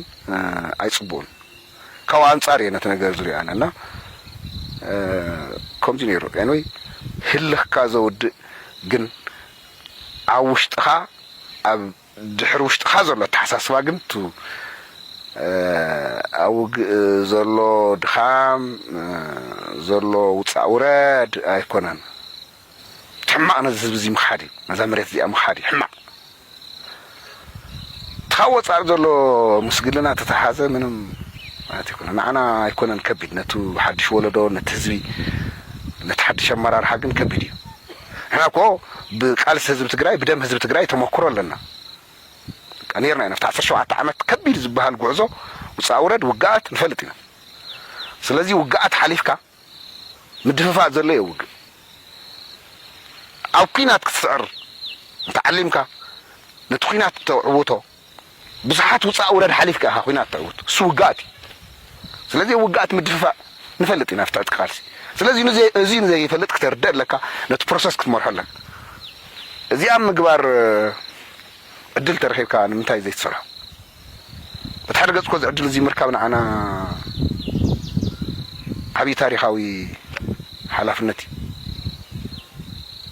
كفو نجارك مسعيت منن تمسيجن تواتو مالتي ስለዚህ كفو نجار يتمننا سلام اللمعات حبير كامن وارنينا مريتنا ግን كفو نجار نهزب تجراي مريتنا المسيو سو نهزب تجراي زي هون عقمي هيوت تاوغالو بقاطعم كاين قرينا نبر نحنا محسنا كو فودو غوتاتن شنطلاتن ناي تግራይ ቀሪም ያም ተም ኩሉ ስለዚህ እዚህ ትገብር ተዘኪልካ እዩ بتاريخ ذات ስለዚህ አነ ያውም ተያዝብል تحت عامنا يناسحنا هاون لعل مسرح نيرنا زنا سحني እዚህ ምግጣሚ እንበርት نحنا زገጠመና ወጻውረድ ምንም ኣብ ሒሳብ ይቱ እዚኦም እዮም ከም ጌታቸው ዝወቕሶም ከም ጌታቸው ኣብዚ ከምዚ ዝበለ ጉዳጉድ ዝነበሩ ይተረፍዶ ኣብቲ ውሽጢ ንሱ ዝነበረ ኣብዚ ኮይንና እቲ ኩነታት ብማዕዶ ንፈልጦ ሞታት ከዓለና ኣብዚ ኮይንና እውን ንሰርሕ ዘለና እውን ምሕሳብ እየፀግመናን ዝነበረ ኩነታት ተዓዲ ዝፈልጦ ህዝቢ ዝፈልጦ ስለ ዝነበረ ነዞም ከምዚ ኢሎም እዚኣቶም ሕዚ ትርእይዎም ሰብ ሙሉእ ኣካል ዝሓዙ እዮም ዝመስሉ ፍርቂ ሰውነቶም ሓፂን ኣብቲ ሕሉፍ ዕጥቃዊ ቃልሲ ፍርቂ ሰውነቶም ሓፂን ገይሩ ዝገደፎም እዮም ካብ ሞት ዝተረፉ ካብ ብሱል ጥረ ዝተረፉ እዮም ኣብዚኣ እውን ታዘላቶም ሒዞም ኣትዮም ዓቢና ይበሉን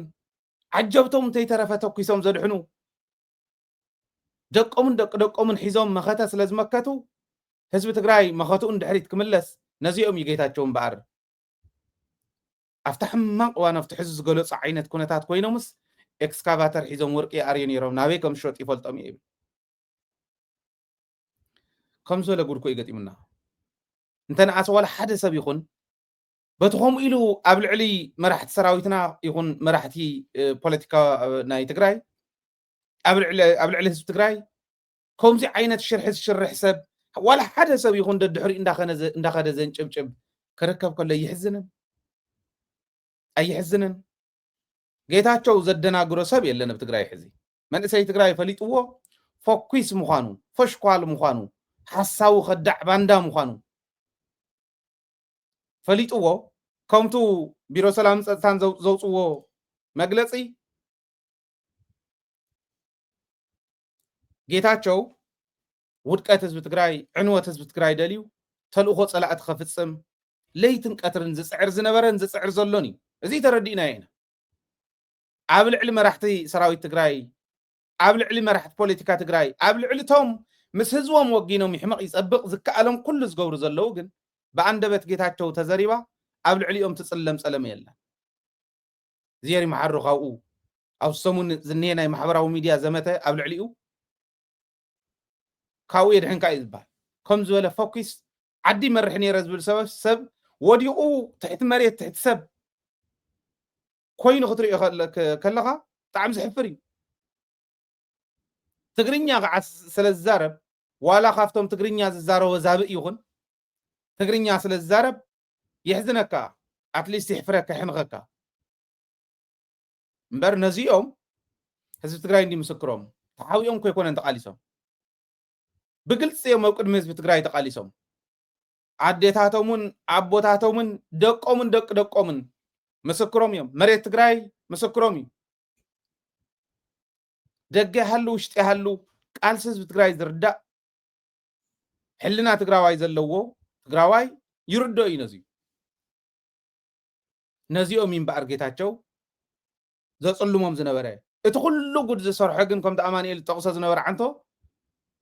ስርዓት ጥሒሱ ሕጊ ጥሒሱ ነገሩ ካብ ኩሉ ላዕሊ ስልጣን ህዝቢ ስልጣን ቤት ምክሪ ኮጣ ሓሳሰብ ኮይ ብደንብ ገይሩ ደንብ ያውጽእ ኢሉ ሕገ መንግስት ጥሕስ ደፋር ኮይ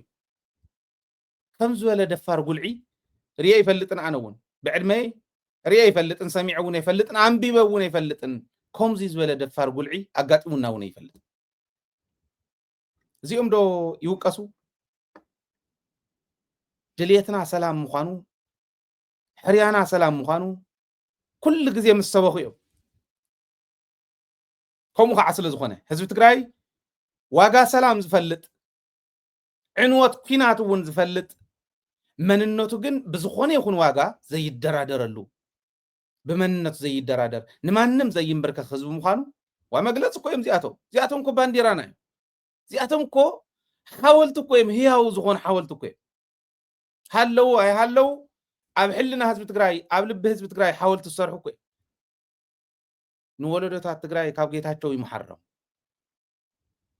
ካብ ባንዳነት ይመሓሮም ካብ ከም ዝበለ ውድቀት ካብ ዓድኻ ምሻጥ ህዝብኻ ምኽዳዕ ከምቱ ጀነራል ምግበይ ዝበሎ وانا حمق زخون نزهب زي مخدعي له حمق نتهزب مخدعي نزب تقراي كع قال يكو يخون تقاليس زق قال سكا جگينو زجگنا كهزبي كديع خايد كاسكم عينت حميت مقراب حاصت مدسكوار دم بغيرم غليصم يم بيرو سلام صستان ናይ ትግራይ ማለት ታሕርያና ግን እዚኣ እያ ليش كسقربت يقولكم يهم تسلطنوا زلهم زلهم عن زراعهم من مريت أنا قريبني من مستقبل لكم دقاف يمن جن ناي مدلنيا وتقدر تخكلنيا سلفن ناي تقوان دمريت يمريهم زي بناو عليهم سعري زي نوالو دون تقامي نزل تقراوني تقمي بتعامي زقرم قليل كي مسلكم عمي عقني نتقال زين السرعهم بملهم أولا كبري هاوكم ينزل قليل أيكون كبري ياوكم بصرف حزون هذا نجر كان عندنا هذا حنا فون كم نزل سلا تشجرنا هنا ما خاتاتنا هم تعنتو جاي من ورق عين تقومهم وقد لنا كينات لنا ناي كينات ونن تاريخ سلا زلنا تقراي نعوه نقصل كله حيزنا أيكون نهيل القداء يكون إذا تقراي كل جزيان بمخنيات يزواجا بمخنيات يدوزن بمخنيات يزحبن بمخنيات نات آخينا دولنا زلنا ولا يمشون مخنياتنا خافوا لطاتهم كم بهير تودينا بناي وعلنا من قديك نمحدر أي كالنا سلسة ميت السان ديجر خبيبهم كتفونا كرباريهم دوب بيناو نوع البروتارياتنا وعد بروتاريا هم تعنتو بصوص قلت صوص نورو أي تتجبر النجزي دو اللي زال تفصي مر بتأكل أنت وينه بتوع المسارات حزبون حزبنا حراي وطن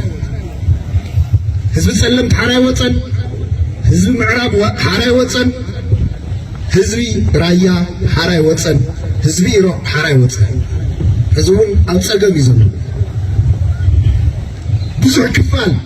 حزب مريتن جنا يزون نحن بسلامون حقاون من قد بوع البريطانيا زبدا يجي علبات كركب ملا حزب تكراي نقالس لنا حزون قصالون نقالس لنا ناي وقد دليت يبلنا ناي كينا دليت يبلو حزب تكراي سلامون حقاون بزخونه من قد مريتون حزبون كن بأقواه ملسوا للو ملسوا لها نقالسنا بقصالون تودينا نقالسنا نزد المسوات تاليون مسوات نكفلوا لهم حزبنا نحن سلامنا عندنا لمعاتنا عندنا مرددائنا عندنا بدو يخون بمبراء يخون بمعراب يخون بسمين مس كلهم هزوتات بسلام كنبر ندل حزبنا يردلنا مس كله مس أمحرايو مس إرتراويو مس عفارو مس ملا نايتيبكا هزوتات مس بمعراب مس السودان مس زخونه حزبي سلاماوي هيوت ندل حزبنا ناي سلام حزبنا تقارو exactly ከምዚ ዝበሉ ጀጋኑ በብዝኸድዎ በብኸተምኡ መንእሰይ ክቐስሞ ዝግብኦ መንእሰይ ክወርሶ ዝግብኦ ጅግንነቶም እንተየምለጡ ብሂወት እናሃለው ከምቶም ካልኦት ዝሰዓናዮም ካብኦም እውን ኮ ኢና ክንመሃር ዘይከኣልና ባይዞ ሓየሎም ንብል ሓየሎም ኣነ ሓየሎም ብኣካል እውን ይፈልጦን ማለት ተወሊደ እየ ብደንቢ ክሓልፍ ከሎ ልቢ ዝገበርኩ ሰብ እየ ቆልዓ እየ ነይረ ማለት እዩ ስለዚ ሓየሎም ግን ኣብ ከተማ ሽረ ዘላ ሓወልቲ ጥራሕ ኣይኮነትን ትርጉም ሓየሎም ወይ ኣብ ራያ ሓየሎም ተባሂሎም ዝተሰመዩ መናእሰይ ጥራሕ ኣይኮኑን ትርጉም ሓየሎም ከርእዩና ዝግብኦም ጅግንነት ሓየሎም ኣብ ዝኾነ ይኹን ከተማ ከይድካ ተንብቦ መፅሓፍ ቤተ መዘክር ክህሉ ኣለዎ እዞም ጀጋኑ እዚኦም ብሂወት እንዳሃለው ነቲ መንእሰይ ወለዶ ኣብ ካሊእ ዓለም ሞቲቬሽናል ስፒች ዝበሃል እውን ኣሎ ናይ ምንቅቃሕ መናእሰይ ናይ ምምሃር ወለዶ ናይ ምህናፅ መደረ ዝገብሩ ፍሉይ ተውህቦ ዘለዎም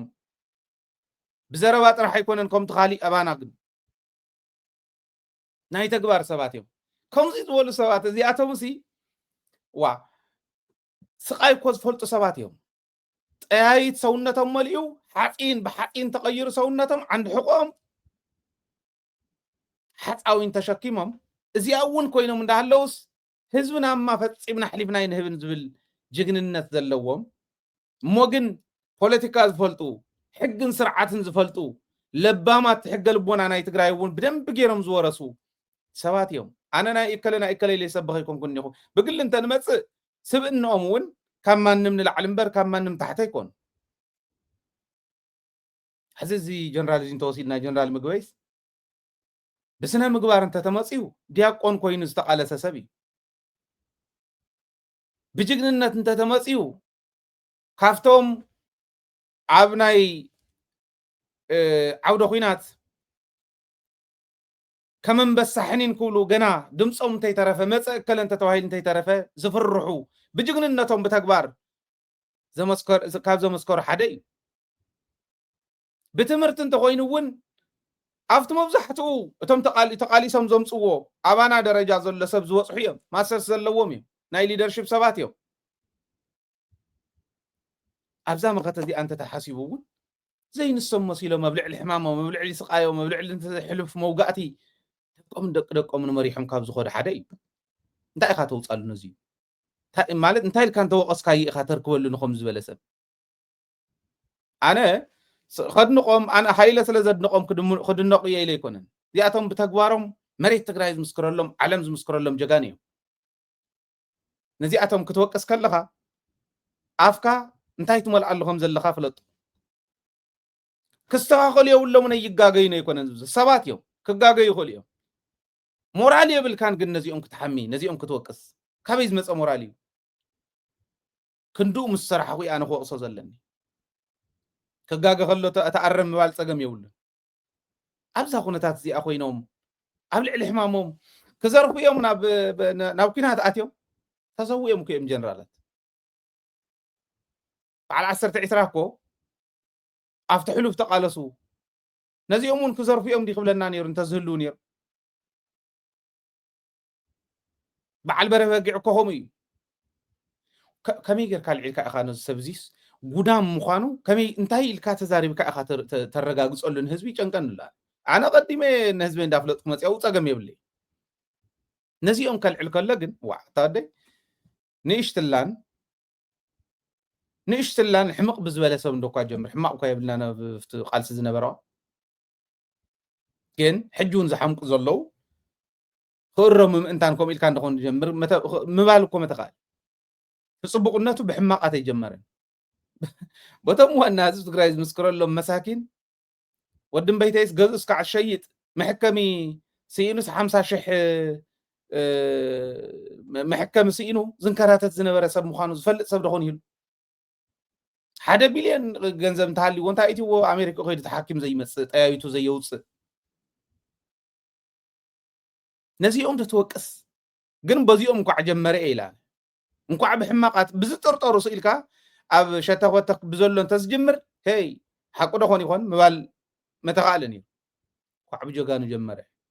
جوغاني ام باف جيتاچو زل عليكم مال اختمون ورقي كل غزي كم كل غزي نغلصو كسعلوها قبو روبيت غوبيه لعل 300 عطوات هي شفتي نزولنا عفارن زعما خباياونت قدم استشاغر اي ناي غزاته مشغوطي محبي ايلو هز تግራይ ነጽ ይግወዝ حلفه ندحريت يمولسنا له حسوا كلهم دحر حجين مصمام زطقم ነገር حانت يول نمسل كام حتات كوينات مؤواج يكون صنفኛ ዘሎ ህዝብና حراخ ወጽ مقلاس يا ህዝብና حراخ ወጽ ጽንፈኛ مقلاس ናይ ግድን ያ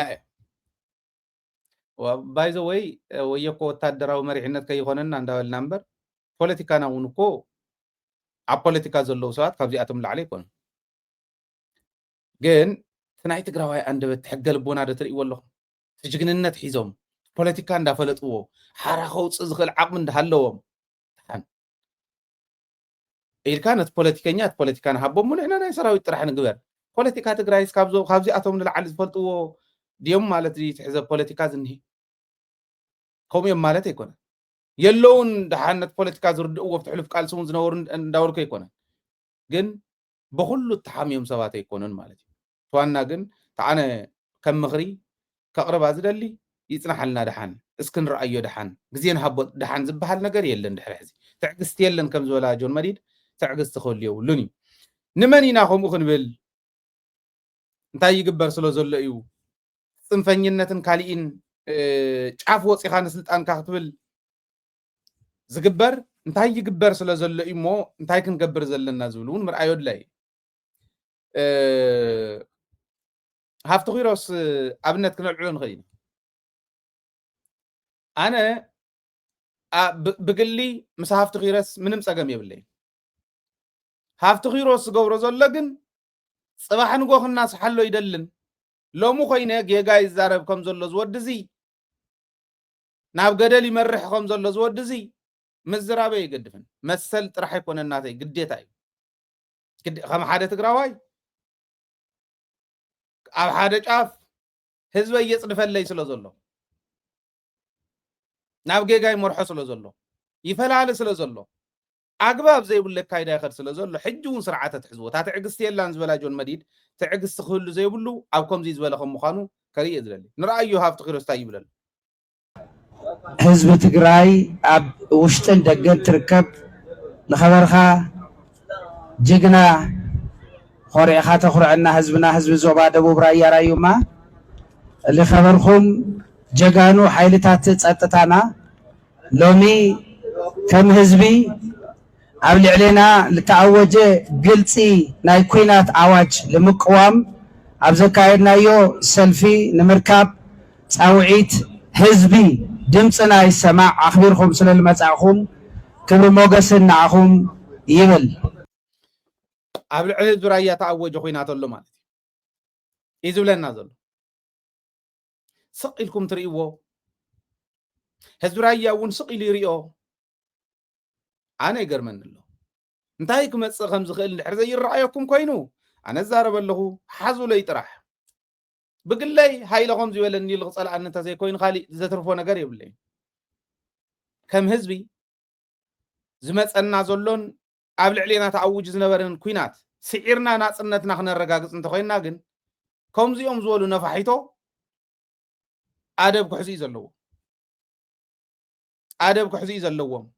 ኣብ ልዕሊ ህዝቢ ራያ ተኣወጀ ኣብ ትግራይስ ብተጋሩ ኣብ ልዕሊ ህዝቢ ራያ ተኣወጀ ኩናት ኣሎ ኣብ ልዕሊና ከም ህዝቢ ዝተኣወጀልና ክትቃወሙ ወፂኹም ኢሉ ንብልጽግና ኣይኮነን ዝቃወሙ ነይሮም ንሱ እውን ባዕሉ ንመን ይቃወሙ ከም ዘሎ ክነግረና እዩ ሕዚ ሰራዊት ትግራይ ብፍላይ ወዲ ወረደ ታሪኽካ ኢኻ ተባላሹ ዘለኻ ኣግባብ ክሕዝ ይግባእ ተወሰነ ምምዕራይ ዝገበሮ ኣሎ ጸኒሐ ክነግረኩም እዩ ኣብዚኣ ዝኒሃ ኩነታት ተዘይተስተኻኺላ ግን እንታይ በለ ሃይለ በሉ ናብ ጸገም ክእትውና እዮም ዞም ሰባት እዚኦም ንጸላኢ መጥቀሙ ኮይኖም ኣብ ልዕሊ ህዝቢ ትግራይ ዝዕንድር ጸላኢ ከምጽልና እዮም ዞም ሰባት እዚኦም ልብ በሉ ስምዕዎ ከምቲ ኩልና ንፈልጦ ኣብ ዝቐረባ እዚ ዓንዳር ጉጅለ ስልጣን ብሒቱ ልነዊሕ ግዜ ዝጸንሖ ሕዚ እውን እቲ ሕዝቢ በፂሕናዮ ዝኒሀና ናይ ፖለቲካ መዋዕል ከይተረድአ ናይ መንግስትን ናይ ፖለቲካ ናይ ውድብን ስልጣን ዓፍቲጡ ንምሓዝ ብወቢሉ ኣብ ህዝብና እንሄዎ ንዕቐት ገሊጹልና እዩ ኣበይ ህዝቢ ራያ ኣነ ነዚ ክቃወሞ ስርዓት ግበር ክበሃሉ ኣብ ወቅቲ መድረኽ እናሃለወ ስርዓት ግበር ኣበየናይ መድረኽ ኣብ ልዕሊ ህዝቢ ዘለዎም ንዕቐት ዝገለጹ መሪሕነት ነይሮም መን ዝበሃል መሪሕነት ዋቱም ሰብ ተዓብዱ ኣለኹም ከምዚ ዓይነት ዕንደራ መን ይህብዎም ንግለሰባት ስልጣን ከምዚ ኢሎም ኣብ ልዕሊ ህዝቢ ክዕንድሩ ተዓብዱ ኣለኹም አንቱም መራሕቲ ትግራይ ኢና ትብሉ ዘለኹም ዕብዳን ናይ መሪሕነት ትግራይ እንተዘይኮይኑ ሓደ ቆልዓ ኣብዚኣ ወፂኡ ዓዲ ከበላሹ ኣፈላላይ ክሰብኽ ዓዲ ክብትን ስኢልኩም ክትርእይዎ ይብልኩም ስርዓት ተዘይትሒዝኩሞ እንታይ በለ ሃይለ በሉ ናባኹም እያ ክትግልበጠኩም ዓንዳር ጉጅለ ኢሉ ኣየናይ ጉጅለ እዩ ዝብል ዘሎ ርዳእና እንታይ ይብል ከም ዘሎ ስልጣን መንግስትን ውድብን ብሒቱ ይብል ሕወሓት ውድብ እያ መሪሕነታ መሪፃ ባንዳታት ከምዚ ዝበሉ ግን ኣባሪራ እያ ባንዳ እዩ ኣብ ትግራይ ኮይኖም ሓደ ጫፍ ተጸጊዑ ከምዚ ዓይነት መደረ ክገብር ከሎ ስኢልኩም ትርእዩ ኣብ ትግራይ ኮንኩም ግን እንታይ እስካዕ ዘምጽእ ኣነ ኣይዶን እንታይ ኢኹም ፈሪሕኩም يجرمني يزلو ويلي تهزب خصو يلي زري كم زين ده تبع سئيل ري عينا يقول أفلا لا يكون مسبك زلو كسرنا ولا ما يندستوي ندخل كوس زعوي وزلو فلا لا إيزي واقع خفلنا أيو جدو فو يزبلان ناي ود بسلطان دا مخا ود بحليف كاب على خفتاز مرص وخفتاز مرص أتوم مرحنة حليفهم من كمرحوا إز خيد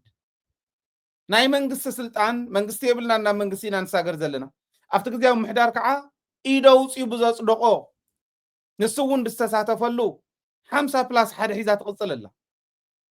حوحات انت خوينا قال يوجل ليل لن وجل زول ونعي بعلون قال بقال سلز قال صبز حلف حجون كقول سيخت سمعوه خمس زبله غدا بتግራይ እንዳሃለው ሰልኩም ትሪ አረግደፉ ወደ ወረደ አብ ደቡብ ምብራቅ እቶም ሃዲሞም ዓፋር በጽሖም ዝነበሩ ተመሊሶም ቢሮ ክሕዙ ጌርካ ኣለኻ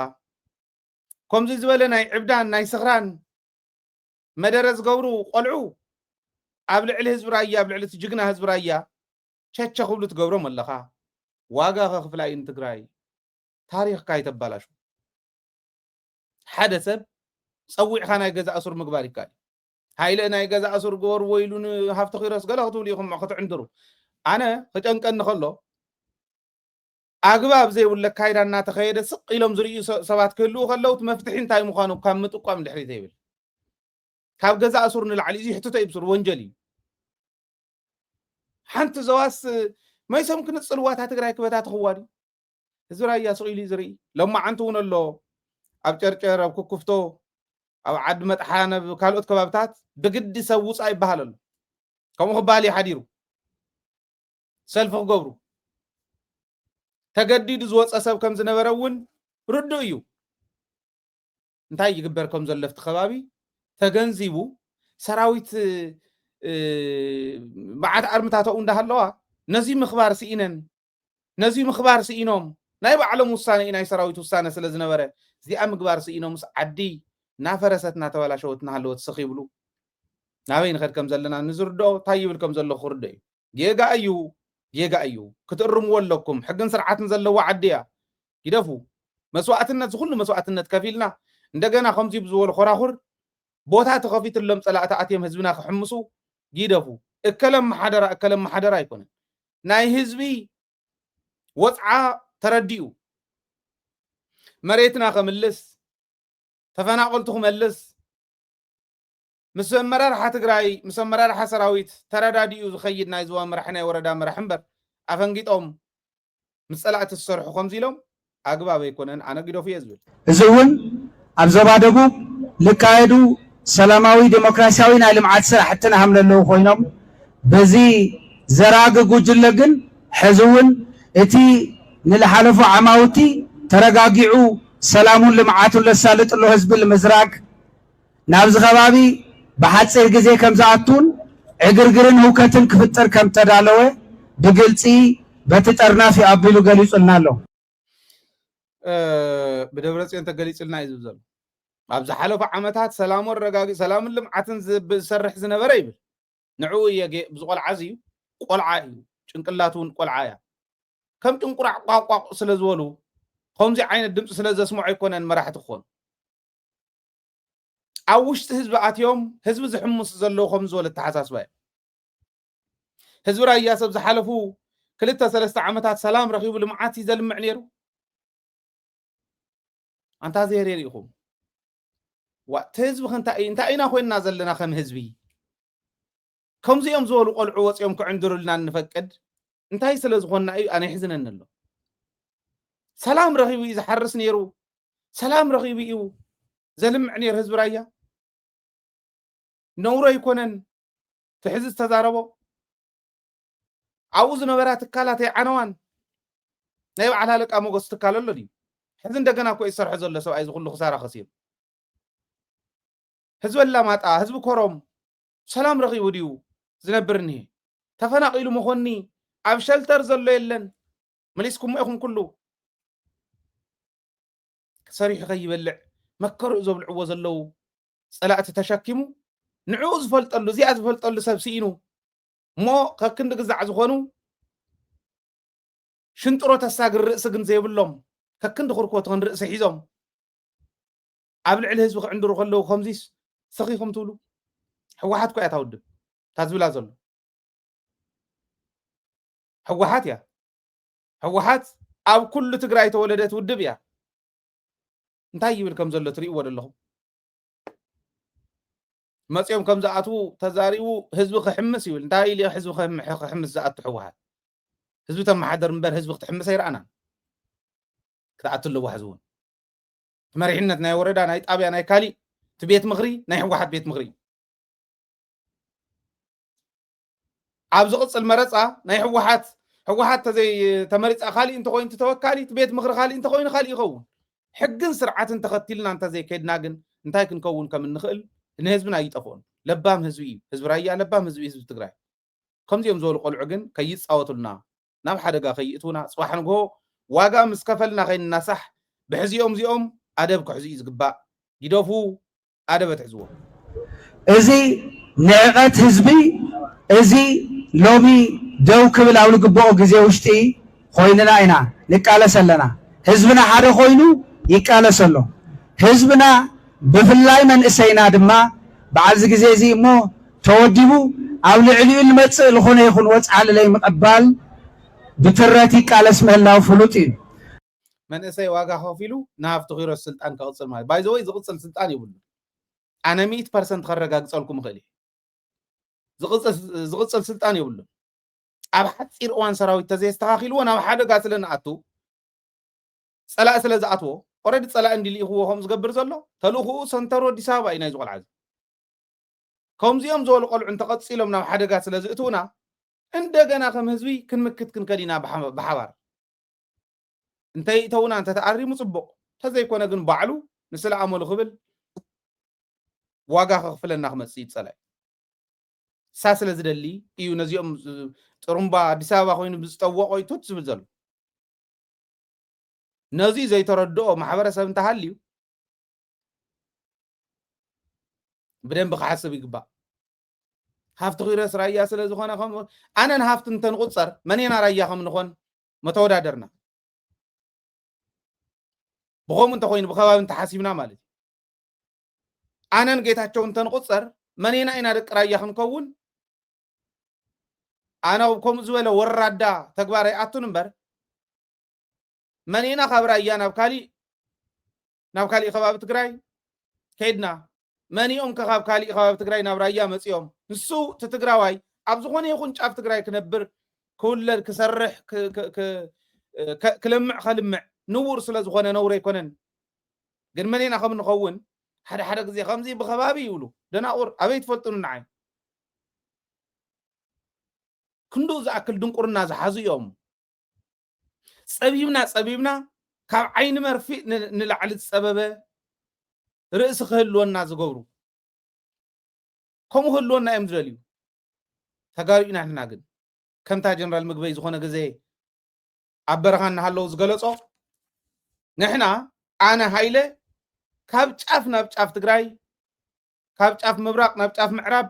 ካብ ጫፍ ሰሜን ናብ ጫፍ ደቡብ ትግራይ ህዝበይ እዩ ከምኡ እየ ዝሓስብ ንስልጣን ክብሉ ግን እከለ ከባቢ ስለተወለደ ተባሂሉ ከምኡ ኢለ ናብ ሃፍቲ ክድግፎ ከምኡ ኢለ ናብ ኣነ ተወለድ ኩሉ ከባቢ ኢለ እውን ክድግፎ ናብ ከምኡ ዝበለ ወራዳ ምቁፃር ኣይንኣቱን እምበር መተወዳደርና ነርና እዚ ቆልዓ እዚ ኣደብ እንተዘይትሒዝዎ ሰራዊት ትግራይ ኣደብ እንተዘይትሒዝዎ ግዝያዊ ምሕዳር ትግራይ ዋጋ ከኽፍለና እዩ ዝኸደ ዘሎ ሓዙለይ ጥራሕ እዚኣ ብደንቢ ኣስተውዒልኩም እታ መዓልቲ ሓዙለይ እንታይ ይብል ከም ዘሎ ክርዳእኩም እዩ ተግባር ምስ መፀ ፀላይ እንታይ ይልእኽዎም ከም ዘለዉ እኮ ንፈልጥ ኢና ኣዲስ ኣበባ ኮይኖም እንታይ ክግበር ከም ዝኽእል ተዋጋ መን ከም ዝኸፍሎ እውን ንፈልጦ ኢና ህዝቢ ራያ ዋጋ ከኽፍሉ ምስኪን ህዝቢ ተቃለስ እንተልካዮ እውን ንፀላኢኡ ኣብዛ ኣተዋ ኣትዩ ዝሓንቕ ህዝቢ ራያ ከምዚኦም ዝበሉ ቆልዑ ክላገፅሉ ግን ከመይ እዮም ክኢሎም ከመይ ገይሮም እዮም ኣገሪሆም ዝኸዱ ዘለዎ ይፈልጥን ኣደብ ክሕዝ ይግባእ እዚ ድማ ንኩሉ ህዝቢ ትግራይ ንኩሎም ፈተውት ፍትሕን ርትዕን እዚ ቃልሲ ዝልብህግዎ ምዃኑ ለየጠራጥር እዩ ናይ ህዝቢ አጀንዳ እውን ስለለኾነ እስካብ መወዳእታ ብዓወት መሰስ ከም ንብል ምንም ለጠራጥር ነገር የብሉን። ንሕና ናይ ሰላም ሓይሊ ኢና። ንሕና ናይ ልምዓትን ናይ ምርግጋዕን ሓይሊ ኢና። ንሕና ናይ ፍትሕን ርትዕን ተቃለስቲ ኢና። ስለዝኾነ ህዝቢ ዞባ ደቡብ ትግራይ ራያ ራዩማ ምስኡ ሓቢሮም ዝሰርሑ ናይ ቀጻሊ ናይ ለውጢ ሓይልታት መንእሰይ ተጋሩን ኣብ ውሽጢ ይኹን ኣብ ደገ ዝርከቡ ናይ ለውጢ ሓይልታት ዝኾኑ ተጋሩ ብሓደ ተሓጋጊዝና ንቐጽል ኣለና። ሓደ ባህግና ሰላም ምዃኑ፣ ክልተ ከባቢያዊ ምምሕዳርና ተጠናኺሩ ናይ ዞባ ደቡብ በብብርኩ ዝርከብ መሪሕነት ኣቦኡ ጎይታኡ ህዝቢ ዞባ ደቡብን ስርዓትን ሕግን እምበር ካብዚ ወፃኢ ብልኾነ ዓንዳሪ ሓይሊ ዘይንብርከኽ ምዃኑ ግልፂ ንምግባር እዩ። ብተመሳሳሊ ጊዜያዊ ምሕዳር ትግራይ ኣብ ቀጻሊ ተልእኾኡ ንምፍጻም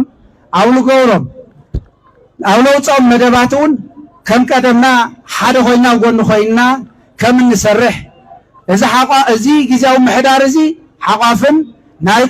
ኩሎም ተጋሩ መተኣኻኸቢ መማእኸሊ ክኾን ከም እንቃለስ እውን ንምግላፅ ኢና ተሰሊፍና ዘለና። እዚ ጊዜያዊ ምሕዳር እንተደጊፍካ ደኣ ምንታይ ጉጅለ በለካ ጊዜያዊ ምሕዳር 50 ፕላስ ሓደ እኮ ሕወሓት እዩ። ዓሻ የለን በዛ መደረኻ እዚኣ ነንባዕለን ዘለና ቀጣ ቃላት ተዛሪብካ ሰብ ክተታልሎ ይትኽእል። ሕወሓት 50 ፕላስ ሓደ ጊዜያዊ ምሕዳር እዩ። ምኽትል ናይቱ ጊዜያዊ ምሕዳር ምኽትል ናይ ሕወሓት እዩ። ከም ዝበለ ናይ ደንቆሮ ዘረባ እናተዛረበስ መራሒ እየ ኢሉ ኣብ ቅድሚ ህዝቢ ራያ ኣብ ቅድሚ ጅግና ህዝቢ ኮይኑ ክዛረብ ዝገርም እዩ። ኣነ ኣብ ሓፂር እዋን ኣደብ ዝሕዝ ሰብ ምዃኑ ይርዳእኒ እዩ ካብኡ ዝሓልፍ እውን ኣይኮነን። ብዋናነት ግን እንታይ ይብል ከም ዘሎ ተረዲእኹም ኣብ ሓፂር እዋን መፍትሒ ክትገብርሉ የፃውዒተይ ዘቕርብ ማለት እዩ። ከምዚ ዝበለ ጉድ ከምዚ ዝበለ ናይ ፀላኢ ሸኽም ተሸኪሙ ዝመፅእ ባንዳ ኣደብ ከትሕዝ ዝኽእል ስርዓት ተዘይሃልዩ ኣብ ትግራይ እቶም መሪሕነት እዮም ዓገብ ክበሃል ዘሎ። ከምዚ ዝበለ ተሸኪሞም ዝኸዱ ሰባት እዮም ዓገብ ክበሃል ዘሎ። ሓደ ቆልዓ ከምዚ ክዕንድርስ መን ይፈቂዱሉ? እንታይ ዝበሃል ሕጊ እንታይ ዝበሃል ስርዓት ይንሄላ ዝዓዲ? ትግራይ ክኸፋፍሉ ናይ ፀላእቲ ድልየት ንፈልጦ ኢና። እዚኣ ተሓዚ ዝብላ ዘሎ 32 ስኖም ከፊቶም ክስሕቁላ ትገብሮም እያን ፀላእቲ እሳ ስለ ዝኾነ ዝደልዩ ትግራይ ክትከፋፈል ብኸባቢ ብትንትን ክንብል ሓድነትና ስለ ዝኾነ ኒኩሌር ናይ ትግራይ ኒኩሌርና ሓድነትና ስለ ዝኾነ ሓድነትና እንተተሸርሽራ ክበታትኑና ከም ዝኽእሉ ዋጋ ከኽፍሉና ከም ዝኽእሉ ስለ ዝፈልጡ እዚኣ ንክገብሩ እዩ ቦታ ዝኸፍተሎም ዘሎ። ማንም ኣፉ ጋሕጊሑ ስለ ዝተዛረበ ዝኸውን የለን። ስጉምቲ ወሲድኩም ስርዓት ክተትሕዝዎ ክትክእሉ ኣለኩም። ሕጋዊ ስጉምቲ ሕጋዊት ስጉምቲ ኣብ ኩለን ዞባ ተመዲቦም ዘለው መራሕቲ ፀዲቁሎም ኣብዛ ዞባ እዚኣ እውን ተመደበ ሰብ ስለ ዘሎ ፀዲቁሉ ዘይኾን እንተኮይኑ ንሱ ህዝቢ እንተዘይደልይዎ እውን ህዝቢ ዝደልዮ ከምዚ ዝበለ ተልእኾ ናይ ፀላእ ዘለዎ ግን ጌጋ እዩ። ንሃፍቱ ኢለ ጥራሕ ኣይኮነን ዛረባ ዘሎ ጌጋ እንተኮይኑ ጌጋ እዩ። ኣብ ዝኾነ ይኹን ከባቢ ይፈፀም ብማንም ይፈፀም ንሓደ ግለሰብ ንክልተ ግለሰብ ስልጣን ክበሃል ህዝቢ ናብ ሰልፊ ክወፀ ይነበረ ፀገም እንተሃልዩ መራሕትን ዕሞ ዘራርቡና እዩ ዝበሃል። ከምኡ ዝበሃል ታክልል ዝመርሕዋ ጊዜያዊ ምሕዳር እኒሄ ፖለቲካዊ መሪሕነት እትህብ ሕወሓት እኒሃ ዓይኒ መርፃን ካሊእና ንመርፅ እንተኢሎም ዝቕፅል ካሊእ ፓርቲ እንተመፂኡ ክትመርፁ ትኽእሉ ኢኹም። ታያውፃና ንፀላእ ንምንታይ በሪ ንኸፍተሉ? ንምንታይ ከም ዝበሉ ተልእኾ ፀላእት ተሸኪሞም ዝመፁ ሰባት እንታይ እንዳበልና ኢና ሒዝናዮም ንቕፅል ዘለና? ይገርመኒ ኣሎ። ኣይበሃልን ኣይግበርን። ደገን ውሽጥን ዘሎ ትግራዋይ ልቢ ገዚኡ ታናይ ፀላእ ድልየት ትግራይ በታቲኑ ናይ ምስዓር ድልየቶም ባህጎም ክፍፅሙሎም እዮም ዝኸዱ ዘለዉ እምበር ኣብ ትግራይ ክንድኡ ዝኣክለ ኣፈላላይ ሃልዩ ኣይኮነ። ሕወሓት መንዲ ተቃሊስ መስርትዋ ህዝቢ ራያ ኣብ ምስረታ ሕወሓት የለን ድዩ? ተጸሊእዋ እውን ባዕሉ ብኻርዱ ዝነጽጋ እንተፈቲዋ እውን ብኻርዱ ዝቕጽላ እኮ ኣፈላላይ ንኽስበኽ ግን ሕወሓት ምፍራስ ኣይኮነን ሕዚ ሕወሓት ንምፍራስ ኢሎም ዝመጽዎ ሕወሓት ንምፍራስ ኣይኮነን ታድልየት ናይ ጸላእቲ እኮ ንፈልጣ እንዲና እንታይ ዲ ዝበለ ኣብይ ኣሕመድ በለው ቲፒኤልኤፍን ህጋዊ ፓርቲ ካላለው በምርጫ ሊሳተፍ አይችልም መንግስት ሊሆን አይችልም ምን ማለት ነው ተመልሰን ደግሞ ጦርነት እንገባለን ማለት ተመልሰን ጦርነት ከምንገባ ተመልሰን ጭቅጭቅ ውስጥ ከምንገባ ቀላል ነው ዋናው አልቋል ህግ ተበጅቷል ተስማምተናል የቀረች ጉዳይ አሟልቶ በህጋዊ መንገድ ጉባኤ አካሂዶ ፓርቲው መልሶ ወደ ፖለቲካ ስርዓት መመለስ ከሁሉ በላይ ቲፒኤልኤፍን ከቲፒኤልኤፍ ቀጥሎ የትግራይ ህዝብን ከዚያ ቀጥሎ ሁላችን ይጠቅመናል የመጀመሪያ ተጠቃሚ ግን ቲፒኤልኤፍ ነው እና አውዱ ተመችቶ ሳለ ህግ ተመልሶ እያለ በሰላም መፍታት የሚያስችል ነገር እያለ ያን ወደ ጎን ትቶ መሄድ ጥሩ አይደለም ለትግራይ ብቻ ሳይሆን አጠቃላይ ጥፋት ስለሚያመጣ አይ ሆፕ ቆም ብለው አይተው ወደ ሰላማዊ መንገድ ይሄዳሉ ተስፋ አደርጋለሁ ዚያን ዳታልየቶም ልቢልኩም ተሓሲብኩምስ ንኣብይ ኣሕመድ ናብዚ ዘብፅሐት ነቲ ንሱ ዝመፀሉ ፓርቲ ንኦህዴድ ሓዚላ ጥጦ እንዳጥበበት ኣዲስ ኣበባ ዝእተወት ዝመስረተት ንኢህደን ድሒሮም ብኣዴን ሕዚ ናይ ኣምሓራ ብልፅግና ወይ ኣዴፓ ዝበሃሉ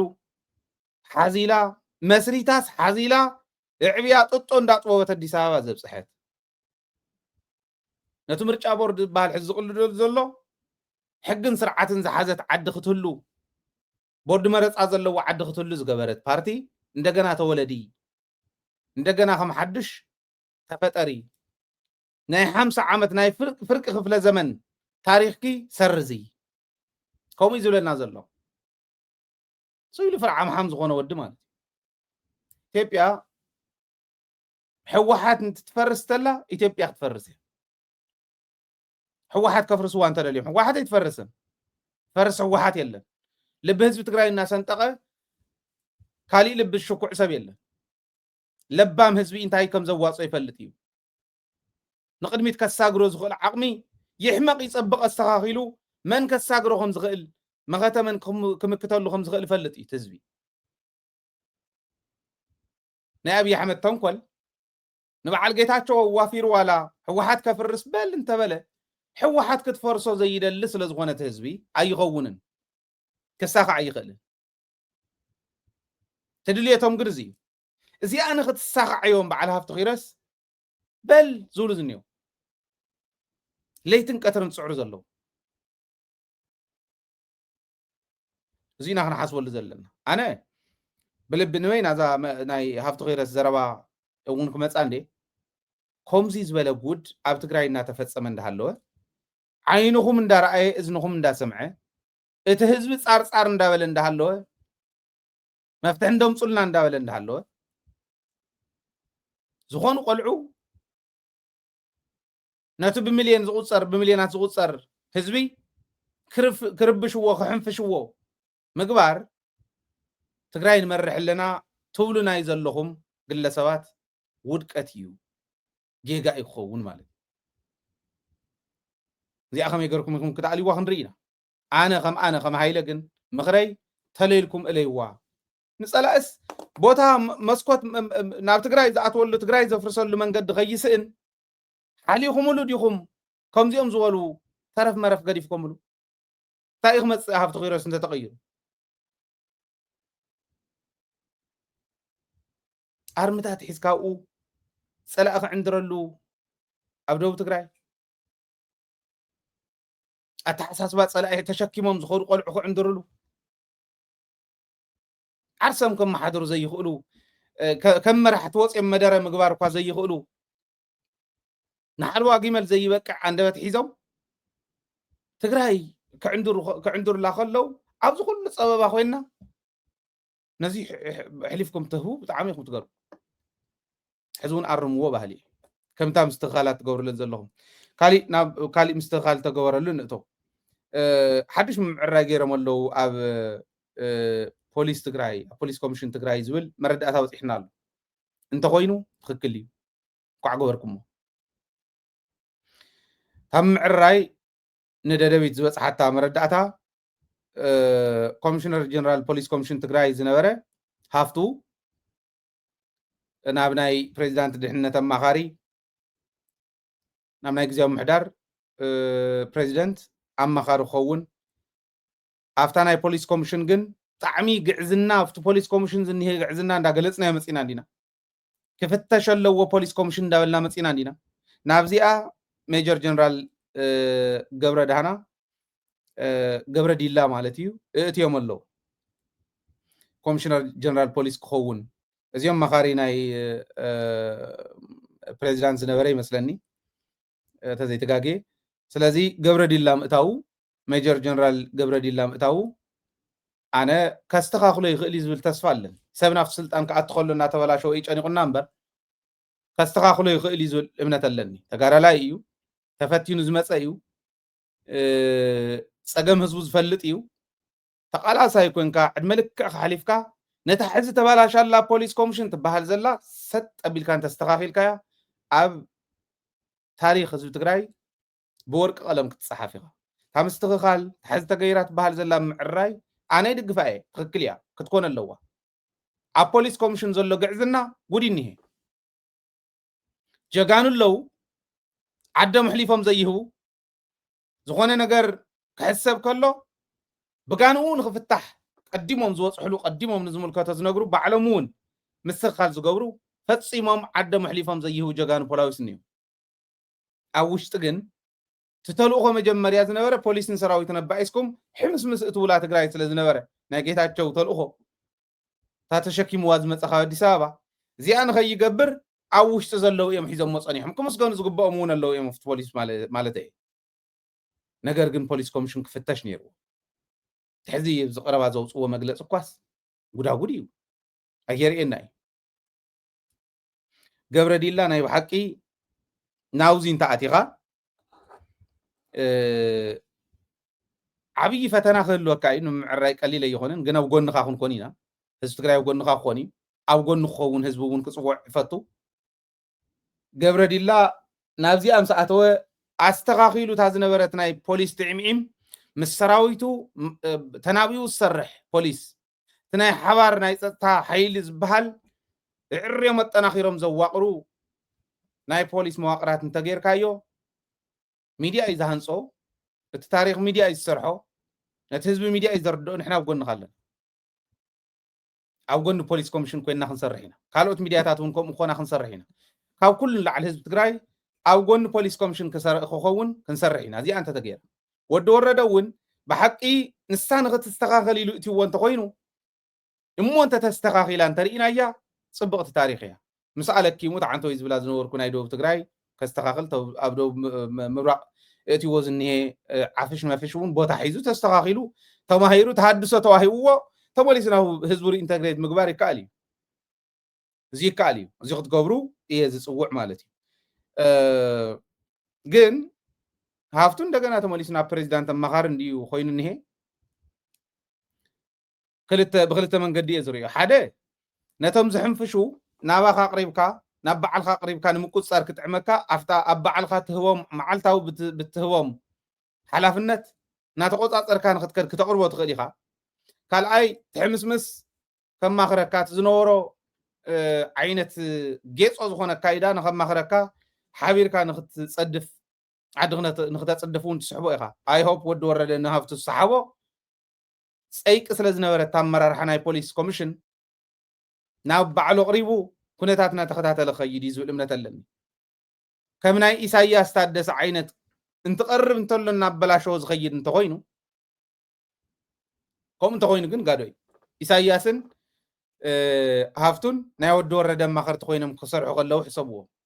ኣነ ይኹኖ ይበልኩን ግን ምስትኽኻል ክግበር ከሎ ነዚኦም ክትቆፃፀረሎም ዝግባእካ ኣስተኻኺልካ ክኸውን ክኽእል ኣለዎ ዝብል እምነት ኣለኒ ኢሳያስ ናይ 81 ተጋዳላይ ድሕሪ 87 ፈጥኖ ደራሽ ገለ ክበሃል ከሎ ኣብኡ እውን ዝተመደበ እዩ ምስኡ ዝነበሩ ሰባት ከም ዝዕለሉኒ ማለት እዩ دحريو كمي جرينا ما أخلاي كوميتي أتيو كمي جرينا فتح مسمس كمر حلو زغللو كوميساري حزين ناي سراويتنا كم زي زوال سو كوميسار جيرم زغصلو من تايم كم زغورو يجرمني حر حر زي بقى حنفاشي أنت توهاي الحنفاشي مرتعتات تقريبنا هنا مرتع زي قرب كحنفاشي موال سقم خوني نحنا وني ناخن حتات مرتع عند قربنا أين حنفاشي مخان نقرب ناي إساياس كل جزء خم نقرب تن حنكاس وسانة إساياس حزون زمتسي سراوي تقرأي تتوقع عنه تنا جزء محداري خون زبل ناي إساياس صحفتيا اتحمس مس زنبرة بجاهم من دون أي سراوي توسانة حسكم وصو نام مريت ندور دوون داولنا لمنهم زنورنا لعلو تمرر رحنا سراوي سنفلال غير حزواز غير زنبرة إساياسي كم زي زول سوات ما خرج تغيركا كوصو خا يوم نقدمي زول امناتي بالليل جن زياتهم ابطقاي غيرن دحر حيزيوم يو كون زخل نقدميت كنساغر نخل زول دحر كوين تحساب جن كون يخل يو زول امنات لني ስለዚህ تممع الراي غرميو جن نغبر ديلاون عبي حدرا يخوز دلي نغير ماي مانجس يلنا يا خمس نبرنا غبر ديلا تغارا لايخا شم كانت يتبالا شوت بدم بتمعراريا كم تاز نبرت سقع حز مصخايا تاريخ كتقصل منتان ناي بحق زحز بلا زلخو زحز بصحتنا مرداتا ازي اب تغبار بلم كنا دحر غيرما رخكب بقرب اوان سوني كغبري زبال زلو سوني انت تغيرو صبغيو ስለዚህ ህዝብ ጋዳሚጽካ ትናይ ፖሊስ ኮሚሽን ዝነበረ ገፈጥ መፈጥ አስተኻኺልካ ኣብ ጎንኻ ህዝብ ስለዘሎ ንቅድሚት ክትሳገር ታሪኽካ በደንብ ጌርካ ብድሙቕ ቀለም ከም ዝጀመርካዮ ብድሙቕ ቀለም ክትወድእ በዚ አጋጣሚ ከተሓሳስብ እየ ዝፈቱ ማለት እዩ እዚ ለ ሓደ ክልተ ዝኾና ማስታወቂያ ንረእሞ ተመሊስና ክንመጽ ኢና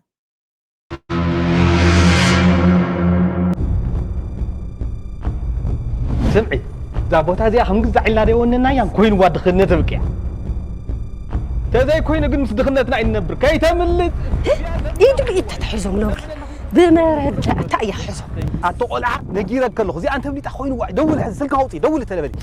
ودعيته يدك يتتحزكم لومي مسماني أو شمخهم يخم توقع له أتن لو مسمسو شو ما توقع لك زي تهونك مسمان ناس كل شخ ناس عمكم كوي مزح أتن بيت هذا عين بوتاتنا وحسي مخالي سب كيف سبع كيف نتع قال تيفنا دق أمي دق حفتي دق كوي كان عالية كنحذا لا وحس ديا مو لا وحس أتم أما تندق حفتي جباناتكم ديان ده حريك أسي وحس كم عسيونا والكسبات زخنة لينا هز فيديو ها ما زي أنت بنيت أخوين واحد كل يسبت تسجمون هلو بجازة خرايس اسخم بعلي تزمر كتون نودا لكم عين بوت أنت بنيت أخوين واحد زيها إيه أي وعلن وحسونا يوعلن أنا ونا يوعلن طالع أوجه كله خسب معنا واه باركس أواج خمسة ولا بوت أقوى من كي يوعلو من كي يحضرو عب كتمام غلا مودو ما معرف تاكسي عب عين بوتا عب دعرم بزي كولستن بزي وان أسفلت خمسة تريوه كل عينة قلقالوت مليوز فسسلو بوتا وحسر الاستيت ونينوهم كعب حزيو كم زي للسلطة عب تحتيهم معرف مخاين زوننا صفوف ذات أمام ستراكشر أما أخل كتماز التدكونم وحسر الاستيت بزح كابيتال افسي سونينوه تندا كدان مرت عد حون درو تودي ورايوهم تناين داس اللاسة شرون تناي مسرت كوحتات كم زي لتفاناتيحو عما وطيو أبزبتيحهم عما ويلنا نمحقواس بخل إنانا سلت زلنا مجاس لليخو منايخم وحسر الاستيتينام وحس فرق كفل زمن حليفو ماني حمسان حدن عمت دفيو مانيزي كابشان تشعتي 266 عمت مرات جميل نتقراي دوز بلا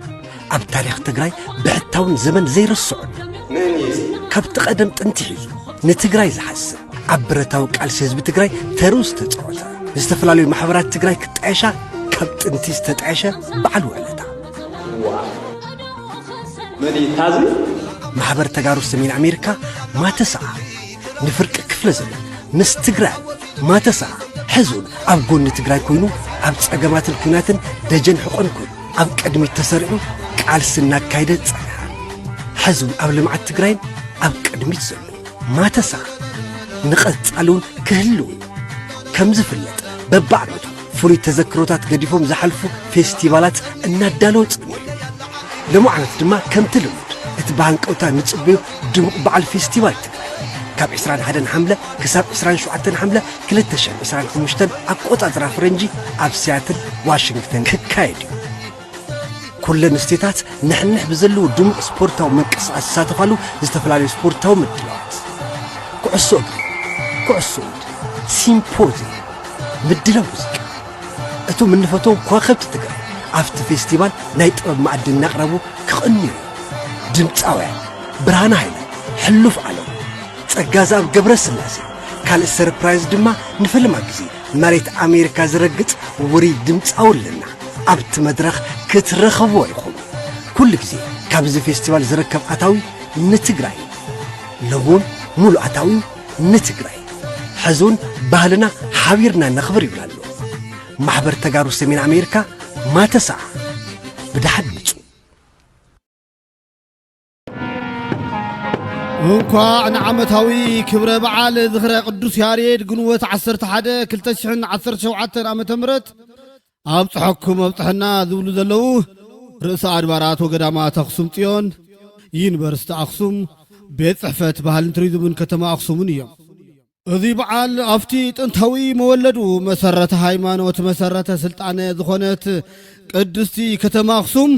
ካብ ዕለት 9 ጀሚሩ ክሳብ 11 ግንቦት ዝኽበር በዓል ናይ ጎደና ምርኢት ካርኒቫል ዓውደ ምርኢት ኤግዚቢሽን ካብ ሙራደ ቃል ናብ ማይክራሕ ዝወስድ ናይ እግሪ ጉዕዞ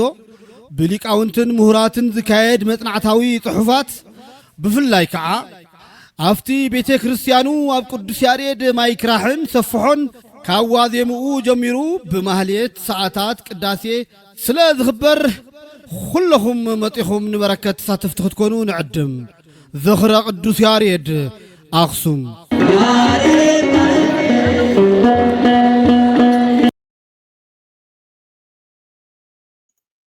ስለዚ ከምቱ ዝተኸታተልኩሞም ናይ ዋሕስ ሪል ስቴት እውን ናይ ማተሰዓ መፋለጣት ነይሮም ቅድም ኢሎም ዋሕስ ከየምልጠኩም ተወሰና ገዛውቲ ተሪፈን ዘለዋ እውን ከየምልጠኩም ፃውዒቶም ኣቕሪቦም ኣለው ማተሰዓ ከዓ ቃልሲ ህዝቢ ትግራይ ክለዓል ከሎ ማተሰዓ ናይ ግድን እዩ ክለዓል ኣብ መፅሓፈይ እውን ዘሎ ስለ ዝኾነ ረኣይዎ ንብብዎ ባህሊ እየ ናይ ለም ዘበን ፍልይ ብዝበለ መልክዑ ክነኽብር ኢና ኣብ ሲያትል ይብልኹም ኣለው ኣብኡ እንተረኸብሎም ዝሕዚ ዝሰማዕኩሞ ናይ ዝክረ ቅዱስ ያሬድ እውን እቲ ምድላው ኣኽሱም ዩኒቨርሲቲ ኣኽሱም እውን ተሓዊስዎ ባህልን ቱሪዝምን ቤት ፅሕፈት ባህልን ቱሪዝምን ናይ ኣኽሱም ከምኡ እውን ርእሰ ኣድባራት ወገዳማት ኣኽሱም ጽዮን ማርያም ቤተክርስትያን ተሓዊሶሞ ብጣዕሚ ድሙቕ ብዝኾነ መንገዲ ክካየድ እዩ ኣብኡ ክሓልፈኩም የብሉን ትግራይ ተዝህሎ ዝኾነ ይኹን ጫፍ ትግራይ እንተዝህሉ ነይረ ትግራይ ትረፍ እሞ በሪረ ዝኣትወሉ ብቐሊሉ እንተዝኸውን ካብዚኡ ክፍለይ ምኽኣልኩን ኣነ እውን ለዚ ከይሓልፈኩም ዝብል ከቕምጥ ሞ ናብቲ ካሊእ መደብና ኣብ መወዳእታ መደብና ዝሓዝናዮ ናይ ኣብ ዝሓለፈ ዘቕረብናዮ ነይሩ ናይ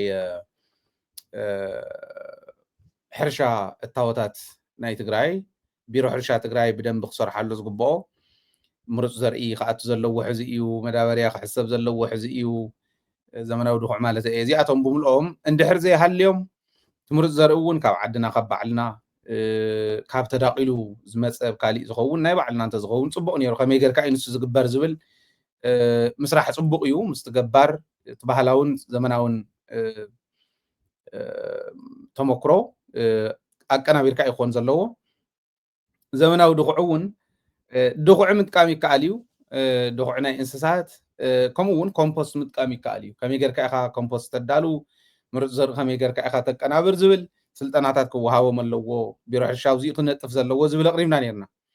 እዚዩ ዓለም ዝበፅሓቶ ናይ ምግቢ ሕስና ጉዳይ ዓለም ዝፈትሓቶ ሳይንስ ዝፈትሖ ንሕና በይንና ዋጋ ክንከፍለሉ የብልናን ዝብል እምነት ኣለኒ ደደቢት ሚድያ እውን ኣብዚ ክሰርሕ እዩ ነዚ መርኣያ ዝኾነና ናይ ሸራሮ ሕጂ እውን ፅቡቅ ተመክሮ ካቅርበልኩም እየ ካሊእ ተኣምር ስለ ዘሎ ይኮነን ኣብ ሸራሮ ከም ኩለን ወረዳታት ናይ ትግራይ ሓንቲ ወረዳ እያ ንዓና እውን ካሊእ ተኣምር የብልናን ተመክሮ ዝኸውን ንኻልኦት ወረዳታት ተመክሮ ክኸውን ዝኽእል ስራሕቲ ስለ ትሰርሕ ግን ዛ ወረዳ እዚኣ ክድነቕ ኣለዋ ሕዚ እውን ብደንብ በብዘለዎም ኮይንኩም ንሸራሮ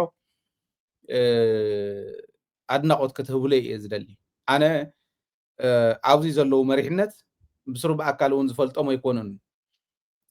እቲ ህዝቢ ግን ፃዕራም ምዃኑ ፈልጦ እየ فلي صعري زقبر حزب مخانو فلطي مسو زنبر وصعا ناي شعبية ورارون غودي اوس ناي حزبون غودي اوس اتقالس استجمر انتلو ناي بعل ايدو وقون عوي نيرو سلازي اذا كل مكرا اندحلفه فتصم كاب قالسو ندحريت زيبل لمعاتون اتقالسون كلتيو غنا غن زوسد حزبيو او زلو كالي خباب تግራይውን كل جغنايو ግን እዚው ኣብ ሸራሮ ንሪኦ ዘለና ጽቡቕ ተመክሮ ሕዝውን ነቶም ምምሕዳር ካልእ ሓላፍነት ክውስኸሎም ክኽእል ኣለዎ ምምሕዳር ናይ ሸራሮ እዚ ክንብል ከለና ኦኬ ተደኒቕና ኣለና ኢሉ ከፍ ክብል ኣይኮነን ዝበለፀ ንክሰርሕ ለይትን ቀትርን እዚኦም ብዝተለዓልሉ ቁፅሪ ትመሪሕነት እናተኣከበ እናወሰነ ካልኦት ዓበይቲ ስራሕቲ እናሰርሐ ክኸይድ ክኽእል ኣለዎ ዝብል እምነት እዩ ዘለና እታ ከተማ ከመይ የልምዕዋ ኣለዉ ጎደሎ እንተሃልይዎም እውን ጎደሎኦም ብደንብ እንዳገምገምና እንዳሓገዝናዮም ተኸይድና ቁም ነገር ዘለዎም ካብ ኣብ ጎኒ ህዝቦም ዘይፍለዩ ንህዝቦም ዝሓልዩ ዝሓስቡ ነቲ ዓዲ ከሳገሩ ዝኽእሉ ኣለዉ ኢለ እየ ዝኣምን ኣነ እኒአው ብተግባር እውን ንሪኦ ስለ ዘለና እቲ ልምዓት ማሊ ብቅድሚ ማሊ ንሪኦ ዝነበርና ገደባን ካሊእን ሪኢኹም ኢኹም ወፅዓ ስለ ዘይብሉ ፀገም ስለ ዘይብሉ ኣይኮነን ባጀት ዘይብሉ ምምሕዳር እንተሃለወ ሓደ ወረዳ ሸራሮ እዩ ባጀት የብለን እንተን ዘዋታት እየመሓድራን ተን ወረዳታት እውን ከምኡ እየን ግን ጀጋኑ እንተኾንኩም መራሕቲ ወረዳ እቲ ባጀት ናይታ ክልል ኣባኹም ይኒሄ በዓልኩም ብዝሃብኩሞም እዮም መሊሶም ባጀት ኢሎም ዝሰድልኩም በተን 12 ቢልዮን ዝመፃ ድጎማ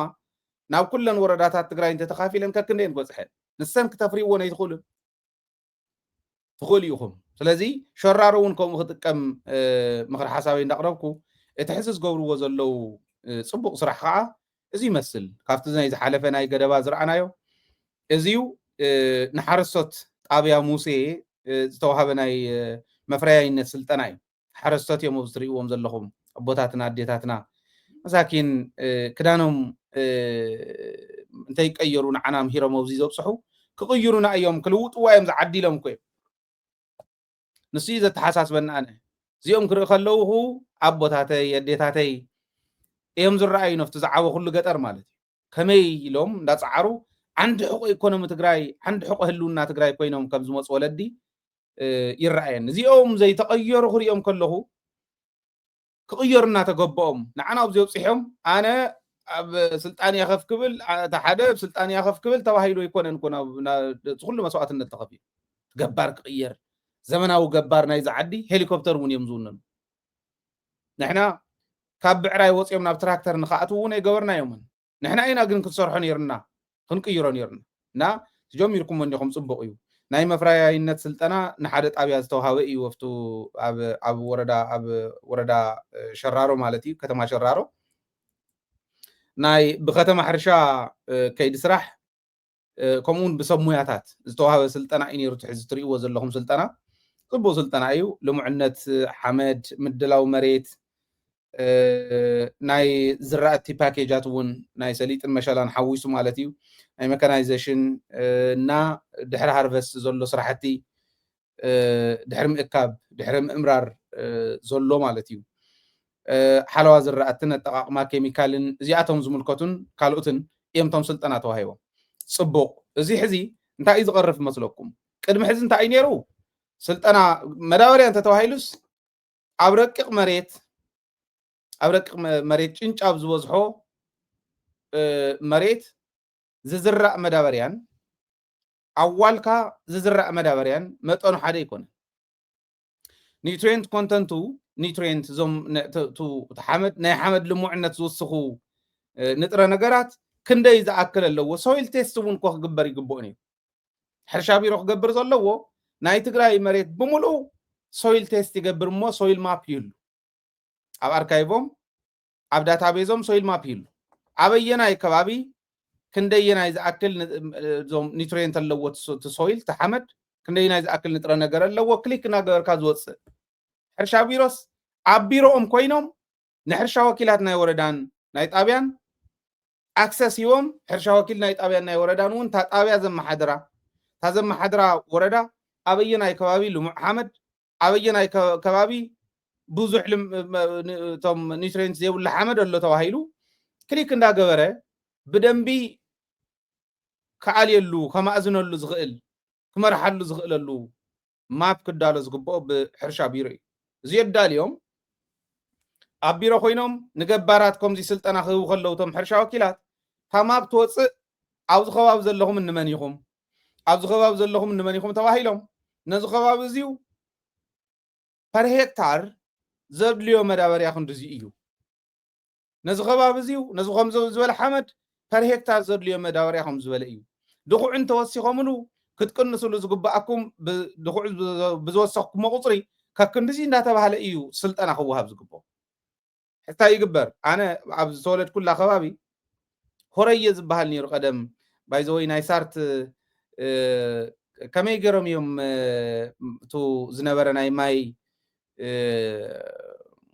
سأقم ناي تقرأينو مفتاح زغيد زنبرة أفريسو مو زقرم اندي تاريخ ودا حر زخون سوات كنا قرن نغلوس تعم زقرمي أفتوان نسو هرية زبال نيرو تنسى حسابو صبغيو تو مالت تو حساب صبغيو هرية مالت بوندتات انديوم زيوم ماي معقور انديوم ماي عقور كاس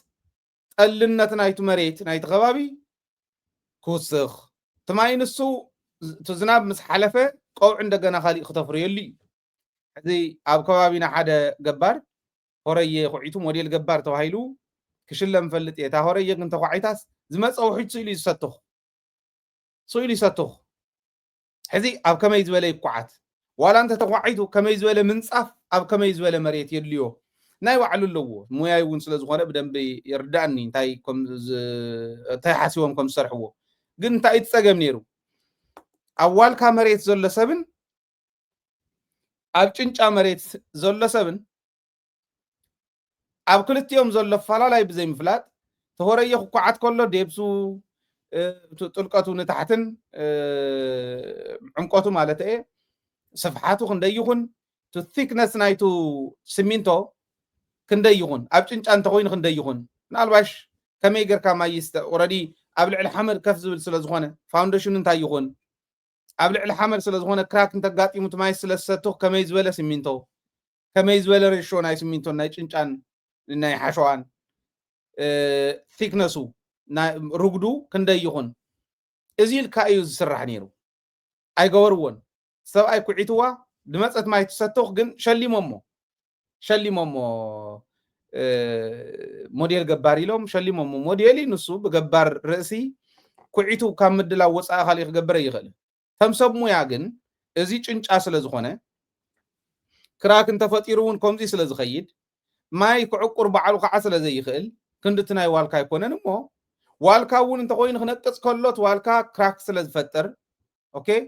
ክነቅፅ ከሎ ነቱ ሲሚንቶ እውን ክሰውሮ ስለ ዝኽእል ከምዚ ዓይነት ፀገም ክፈጥር ከምዚ የለን በቃ እዚ ዓይነት ኣናሊሲስ የለን እዚ ገይሮም ሰሪሖም ነትገባር እንተስልጢኖሞ ግን ዋንስ እንተሒዝዋ ገባርና ብጣዕሚ ብሉፅ እምሮ ዘለዎ ገባር እዩ ዘለና ከም ትግራይ ዝበለ ፃዕራም ገባር ዘለዎ ዓዲ ደሊኹም ኣይትረኽቡ እዚ ነዚ ገባር እዚ ንምስጋር ሳይንሳዊ ብዝኾነ መንገዲ ንምምራሕ ካብ ሕርሻ ቢሮ እዩ ጅምር ዘለዎ ኣለኩም ድማ ማይ ቢሮ እውን ናይ ማይ ማፕ ኣለኩም ዶ ኣበይ ከባቢ ብዙሕ ከርሰ ምድሪ ናይ ከርሰ ምድሪ ማይ ኣሎ ኣበይ ከባቢ ብዙሕ ዝናብ ይዘንብ ሞ ክንዕቁር ንኽእል ክዕቁር ዝኽእል መሬት ከሎ ዶ ምስቱ ናይ ምስ ሕርሻ ቢሮ እውን ምስ ናይ ኣይምን ሕርሻ ቢሮን ማይን ማዕድንን ቢሮ ክልቲኦም እዚኦም ተናቢቦም እዮም ክሰርሕዎ ዝግብኦም ነይሩ ማፕ ይወፅእ እሞ ኣበይ ከባቢ እንታይ ይስራሕ ተባሂሉ ዋላ ዶኔት ዝገብር ኢንቨስት ዝገብር ክመፅእ ከሎ እዚ እንዳርኣኹም ኢኹም ክትከዱ ዝግባኣኩም እቶም መራሕቲ እውን ከም ዝሰምዕዎ እዚ ኣናሊሲስ እዚዩ ስለ ዝፈልጥ እዚ እንተወሰድኩሞ ብኤክስፐርትኹም ጌርኩም ተስራሕኩሞ ግርም እዩ ዝብል እምነት ኣለኒ ደደቢት ሚድያ ናይ ቬተራንስ ካርድ ክትህብለኩም ኢልና ንኸዶ ዝነበርና ቢሮ ትራንስፖርት ጀሚርዋ ኣሎ ፅብቕቲ እያ ታኸይዲ ፅብቕቲ እያ ካልኦትኩም እውን ከምኡ ክትጅምሩ ንቬተራንስ እውን ፅቡቕ ኮይኑ ሕርሻ ቢሮን ማይ ቢሮን ግን ነዚ ሕዚ ዘቕርባ ዘለኹ ተወሳኺ ክኸውን ዝኽእል ከምቱስ ከዓ ሕዚ ዝብሎ ዝነበርኩም ተሰሪሕኩም ንሕና እውን ክንሕግዝ ድልዋት ኢና ሚድያ ዝሰርሖ ክንሰርሕ ኢና ብሞያና ብማይ እውን ክንሕግዞ ንኽእል እንተሃልዩ ክንሕግዝ ድልዋት ኢና እዚ ግን ብደንቢ ኣስተውዒልኩም ክትመርሕዎ እንተኽኢልኩም ጥራሕ እዩ ንሕና ድጋፍ እውን ክወሃበኩም ዝኽእል ዝብል እምነት ኣለኒ እዚ ለክዛዝም እየ ናይ ሎሚ መደብና نشرارو جن دقيمة يعيسي لله جاكانو قصللو تقبر ملو بملو تقلقل واللهم وي تهزبي ملو بملو قلقال ترخي والله بزولا يكون زمزنا أنا خافت خالي زحاشة خيد جن تقول لهم حجون هزباونتكم ترجع قصلو تقولوا ناتكم ليجاسي تحزت سرح واز اللهم يا صباح نقول تزرب تقل تاريخكم الساس لزغنت عدكم لويتكم هزبكم لويتكم تغيركم نحنا أبغونكم اللي ناخذ الدليل زيله حجون دبيت نحجزكم كون اللو أو عدوش تزلهم دبيت ميديا بزي أحجزوا دجز لهم فلاي أستراليا زلهم دبيت ميديا بزي أخذ حجز تخليهم إذا حزب سكرين تري وازلهم قالوت سفر اللي خواب زلهم بأكاونتنا حجزنا زي تقولوا عاب أب تحت بزلوا ناي GoFundMe ناي PayPal أب تحت لكم وزيو to description بدن بيexpand تغيركم شو مور انتلكم رغويهم GoFundMe له PayPal له نعبال نتفورم له أب يوتيوب channel ناون join بمقبار أولات بمخان دبيت كتحجز تخليهم دبيت ميديا حزنا إنا كنستاجر نخل زول مثلا أمود داتا علت حدث علت عسرت حمشته سنة بناي عدنا مالتي بناي تقرأي أو قطعة كاب علت حدث علت عسرت حمشته معلت سماعات مغنيات بمقبار عسرت حمشته زمل كتم أكلات الدالين لكم لنا بمعلت خطحات تدخليهم زرزر كوسي وكروا أوان كل التفيو الذي حتى تاتكم حيسكم تمصوا حتى الملسن دا جبرنا وانا ما أخلنا جن نسعى حجرة تقرأي نايم مسرات كيدي كجمر اللوز بليتو صنص حسابه مثلنا إيزي مثلنا أيو قال سزبناون نزينيرو قال سماعتاتناون زيئيو اتبلع ببجزيو خمهان ذات قرمم تقرأي عين دلن سماعتاتناون نوع يكونن مسوعتنا تكفيلهم نوع يكونن مسوعتنا زخفلنا انت خونا حبيرنا انت نيرنا ننبر صبق صلو زخونا محبار كنحبر زي نخيل ببز حدرنا يقصري معلت بزوت سخ قصري حزب تግራይ ናጥፎ ዝኸዶ ተሓሳስባታት ናወቀልዋ ዝኸዶ ዓድግን ናበልዓትና ክትነብር ይትደል ኣይንደልን ለዚ ነፃ ሃገረ ትግራይ ክትምስረት ኣለዋ ዝብል መትከልና እዩ ኩሉ ግዜ ምእታውና እውን ንብሎ እዩ ናይ ደደቢት መትከል ናይ መጀመሪኡ እውን እዩ መወዳእታ ክንሪኦ እንደሉ እውን መሰል ዓርሶ ውሳነ ትግራይ ተኸቢሩ ምርኣይ እዩ ለዚ ነዚዩ ማእኸል ጌርና 15 መዓልቲ ተኸታታሊ ብቴሌቪዥን ብማሕበራዊ ሚድያ ብኩሉ ክነመሓላለፍ ኢና دبيت نحجزكم كون كلله تميديا أنت تحجزوا سلزخانة السخر رجاجات سخل لذي أفتن عسرت حمشة معلتنا الدال ولكم سوات حتى تحسكم وتحكم ده حتى كاليون انت هالي كلا قربلنا تقولوا انت هاليو كليلنا أدابلنا ونكنا قرب نخلينا برنامجنا وسخنا ونكنا قربنا جن عسرت حمشة معلت تغير ناي مدلاو كلوا نايو عبزين كلهم كتركوا نعدهم كي يغفر لكم سلام ساهم سلام عودكم كعمس جناز بنا أخوان تمديتايو تقرأي تعود